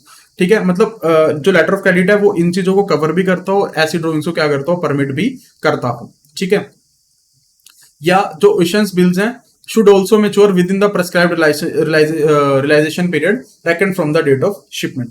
Basically क्या, जब हम उनके डॉक्यूमेंट्स हैंडल कर रहे हो तो सबसे पहले तो आपने उनको उनके बारे में बता देना है कि आप इस लिस्ट के अंदर आ गए हो, इस बिल के अगेंस्ट आपने पैसा नहीं करा। ठीक है, फर्दर आप उनके डॉक्यूमेंट्स एक्सेप्ट कर सकते हो, एक्सेप्ट तब कर सकते हो जब वो ये बताए कि जो मैं शिपमेंट करने जा रहा हूं उसके अगेंस्ट मुझे या तो पेमेंट मिल चुकी है या इरिवोकेबल लेटर ऑफ क्रेडिट मिल चुका है। या इन केस ऑफ उसेंस बिल है तो उसके अंदर जो लेटर ऑफ क्रेडिट है वो इस चीज को क्या कर रहा है, कवर कर रहा है। एंड जो उसेंस बिल है वो क्या है, within the realisation period जो उस पर मेंशन था उसके अंदर क्या हो जाएगा, वो रियलाइज हो जाएगा। ठीक है, उसके अलावा जो हमने ये कंडीशंस पढ़ी हैं फर्स्ट और 2, इन केसेस के अलावा बैंक्स शिपिंग डॉक्यूमेंट्स किसी भी क्वेश्चन लिस्टेड एक्सपोर्टर के यूज नहीं करेगा, उनके हेल्ड नहीं करेगा। इसमें बेसिकली क्या है, जो ये बी पॉइंट है कि अगर सपोज जो बंदा क्वेश्चन लिस्ट के अंदर आ गया वो चाहता है कि मैं फर्दर एक्सपोर्ट करूं, तो उस केस में उसके डॉक्यूमेंट्स को किस तरीके से हैंडल करा जाएगा। तो वो 2 ही केस के अंदर फर्दर एक्सपोर्ट कर सकता है, कब, जब या तो उसके पास पैसा पूरा आ जाए या उसके पास क्या आ जाए, लेटर ऑफ क्रेडिट आ जाए। एंड अगर उसेंस बिल का केस है तो उसकी जो हमने कंडीशंस पढ़ी उसके अकॉर्डिंग। ठीक है। उसके अलावा जब अगर किसी भी बैंक ने किसी भी क्वेश्चन लिस्टेड एक्सपोर्टर के अगेंस्ट या उसके रेफरेंस में गारंटी इशू करनी है, तो without prior approval of RBI वो गारंटी इशू नहीं की जा सकती। आफ्टर अप्रूवल ऑफ आरबीआई ही वो क्या करनी है, आपको गारंटी इशू करनी है। ठीक है। सो यहां हमारा ये यूनिट खत्म होता है। ठीक है, एक बार हम इसको जल्दी से रिवाइज कर लेते हैं कि हमने इसके अंदर टोटल क्या क्या पढ़ा है। ठीक है। सो आज जो हमने देखा उसके अंदर हमने देखा ऑपरेशनल गाइडलाइंस हमने पढ़ ली थी, सॉरी हमने देखा किस तरीके से गारंटी इशू करी जा सकती है, एक फ्लो चार्ट के थ्रू समझा। उसके बाद ऑपरेशनल गाइडलाइंस को देखा, टाइम एक्सटेंशन प्रोवाइड करी जा सकती, नहीं प्रोवाइड करी जा सकती, किन किन केसेस में करी जा सकती है, हमने वो देखा। देन हमने देखा राइट ऑफ के अंदर 2-3 लिमिट्स देखी। जब एक सिंपल के लिए 5%, स्टेटस होल्डर उनके लिए 10%, अगर एडी कर रहा है तो 10% ऑफ द टोटल रियलाइजेशन की उनकी एक्सपोर्ट की कितनी थी प्रीवियस ईयर के अंदर। ठीक है। नेक्स्ट हमने देखी नेटिंग ऑफ की, अगर एक ही पर्सन एक्सपोर्ट कर रहा है इंपोर्ट कर रहा है उसके अंदर एक दूसरे से नेट ऑफ किस तरीके से करा जा सकता है। देन हम आए अपने नेक्स्ट टॉपिक पे, दैट इज एक्सपोर्ट प्रोसीड्स का रिफंड करना है तो वो किस तरीके से होगा। देन हमने देखा एक्सपोर्टर क्वेश्चन लिस्ट कि अगर कोई पर्सन क्वेश्चन लिस्ट के अंदर आता है उसकी लिस्टिंग किस तरीके से होगी, डिसलिस्टिंग किस तरीके से होगी। देन हमने देखा कि अगर एक्सपोर्ट प्रोसीड के केस में उनका रिफंड किस तरीके से दिया जाएगा। देन हमने देखा कि जो क्वेश्चन लिस्ट रिलीज करता है टाइम टू टाइम पे कस्टम्स, उसके अंदर किस तरीके से किसी पर्सन की लिस्टिंग की जा सकती है, किसी पर्सन से किस तरीके से उसकी डिसलिस्टिंग होती है। एंड अगर कोई पर्सन जो क्वेश्चन लिस्ट के अंदर लिस्टेड है अगर वो फर्दर एक्सपोर्ट करना चाहता है तो उसको क्या क्या कंडीशंस के थ्रू फुलफिल किया जाएगा। सो ये हमारा यूनिट यही खत्म होता है। आज के लिए इतना ही, बाय बाय। आई होप आपको ये वीडियो पसंद आई होगी। अगर आपको वीडियो पसंद आई तो जल्दी से इस वीडियो को रेट कर दीजिए आउट ऑफ 10। उसके साथ साथ आप जल्दी से हमारे क्लासेस के अंदर एनरोल कर लीजिए, क्योंकि इस कोर्स के अंदर आपको इसी अमेजिंग क्वालिटी के साथ वीडियोस मिलने वाली है, ताकि आप अपनी प्रिपरेशन बहुत अच्छे से करके पहली बार में ही अपने एग्जाम को क्लियर कर सकें। उसके साथ साथ हमारी कुछ मोबाइल एप्लीकेशन जो कि एंड्रॉइड यूजर्स के लिए आईबीएफ लर्निंग सेंटर के नाम से अवेलेबल है, एंड आप उनको डाउनलोड कर सकते हैं। एंड फॉर iOS यूजर आप माई इंस्टीट्यूट ऐप डाउनलोड करके वहां ऑर्गेनाइजेशनल कोड GEGKT यूज करके हमारे इन क्लासेस के अंदर एनरोल कर सकते हैं। इसके साथ साथ आप हमारे चैनल को भी ज्वाइन कर लीजिए। चैनल को ज्वाइन करने के लिए आपको व्हाट्सएप टेक्स्ट भेजना है ऑन द नंबर 9646900030 एंड आपके साथ सारे लिंक्स एंड PDF शेयर कर दिए जाएंगे। So thank you so much, मिलते हैं अगले सेशन में, बाय बाय।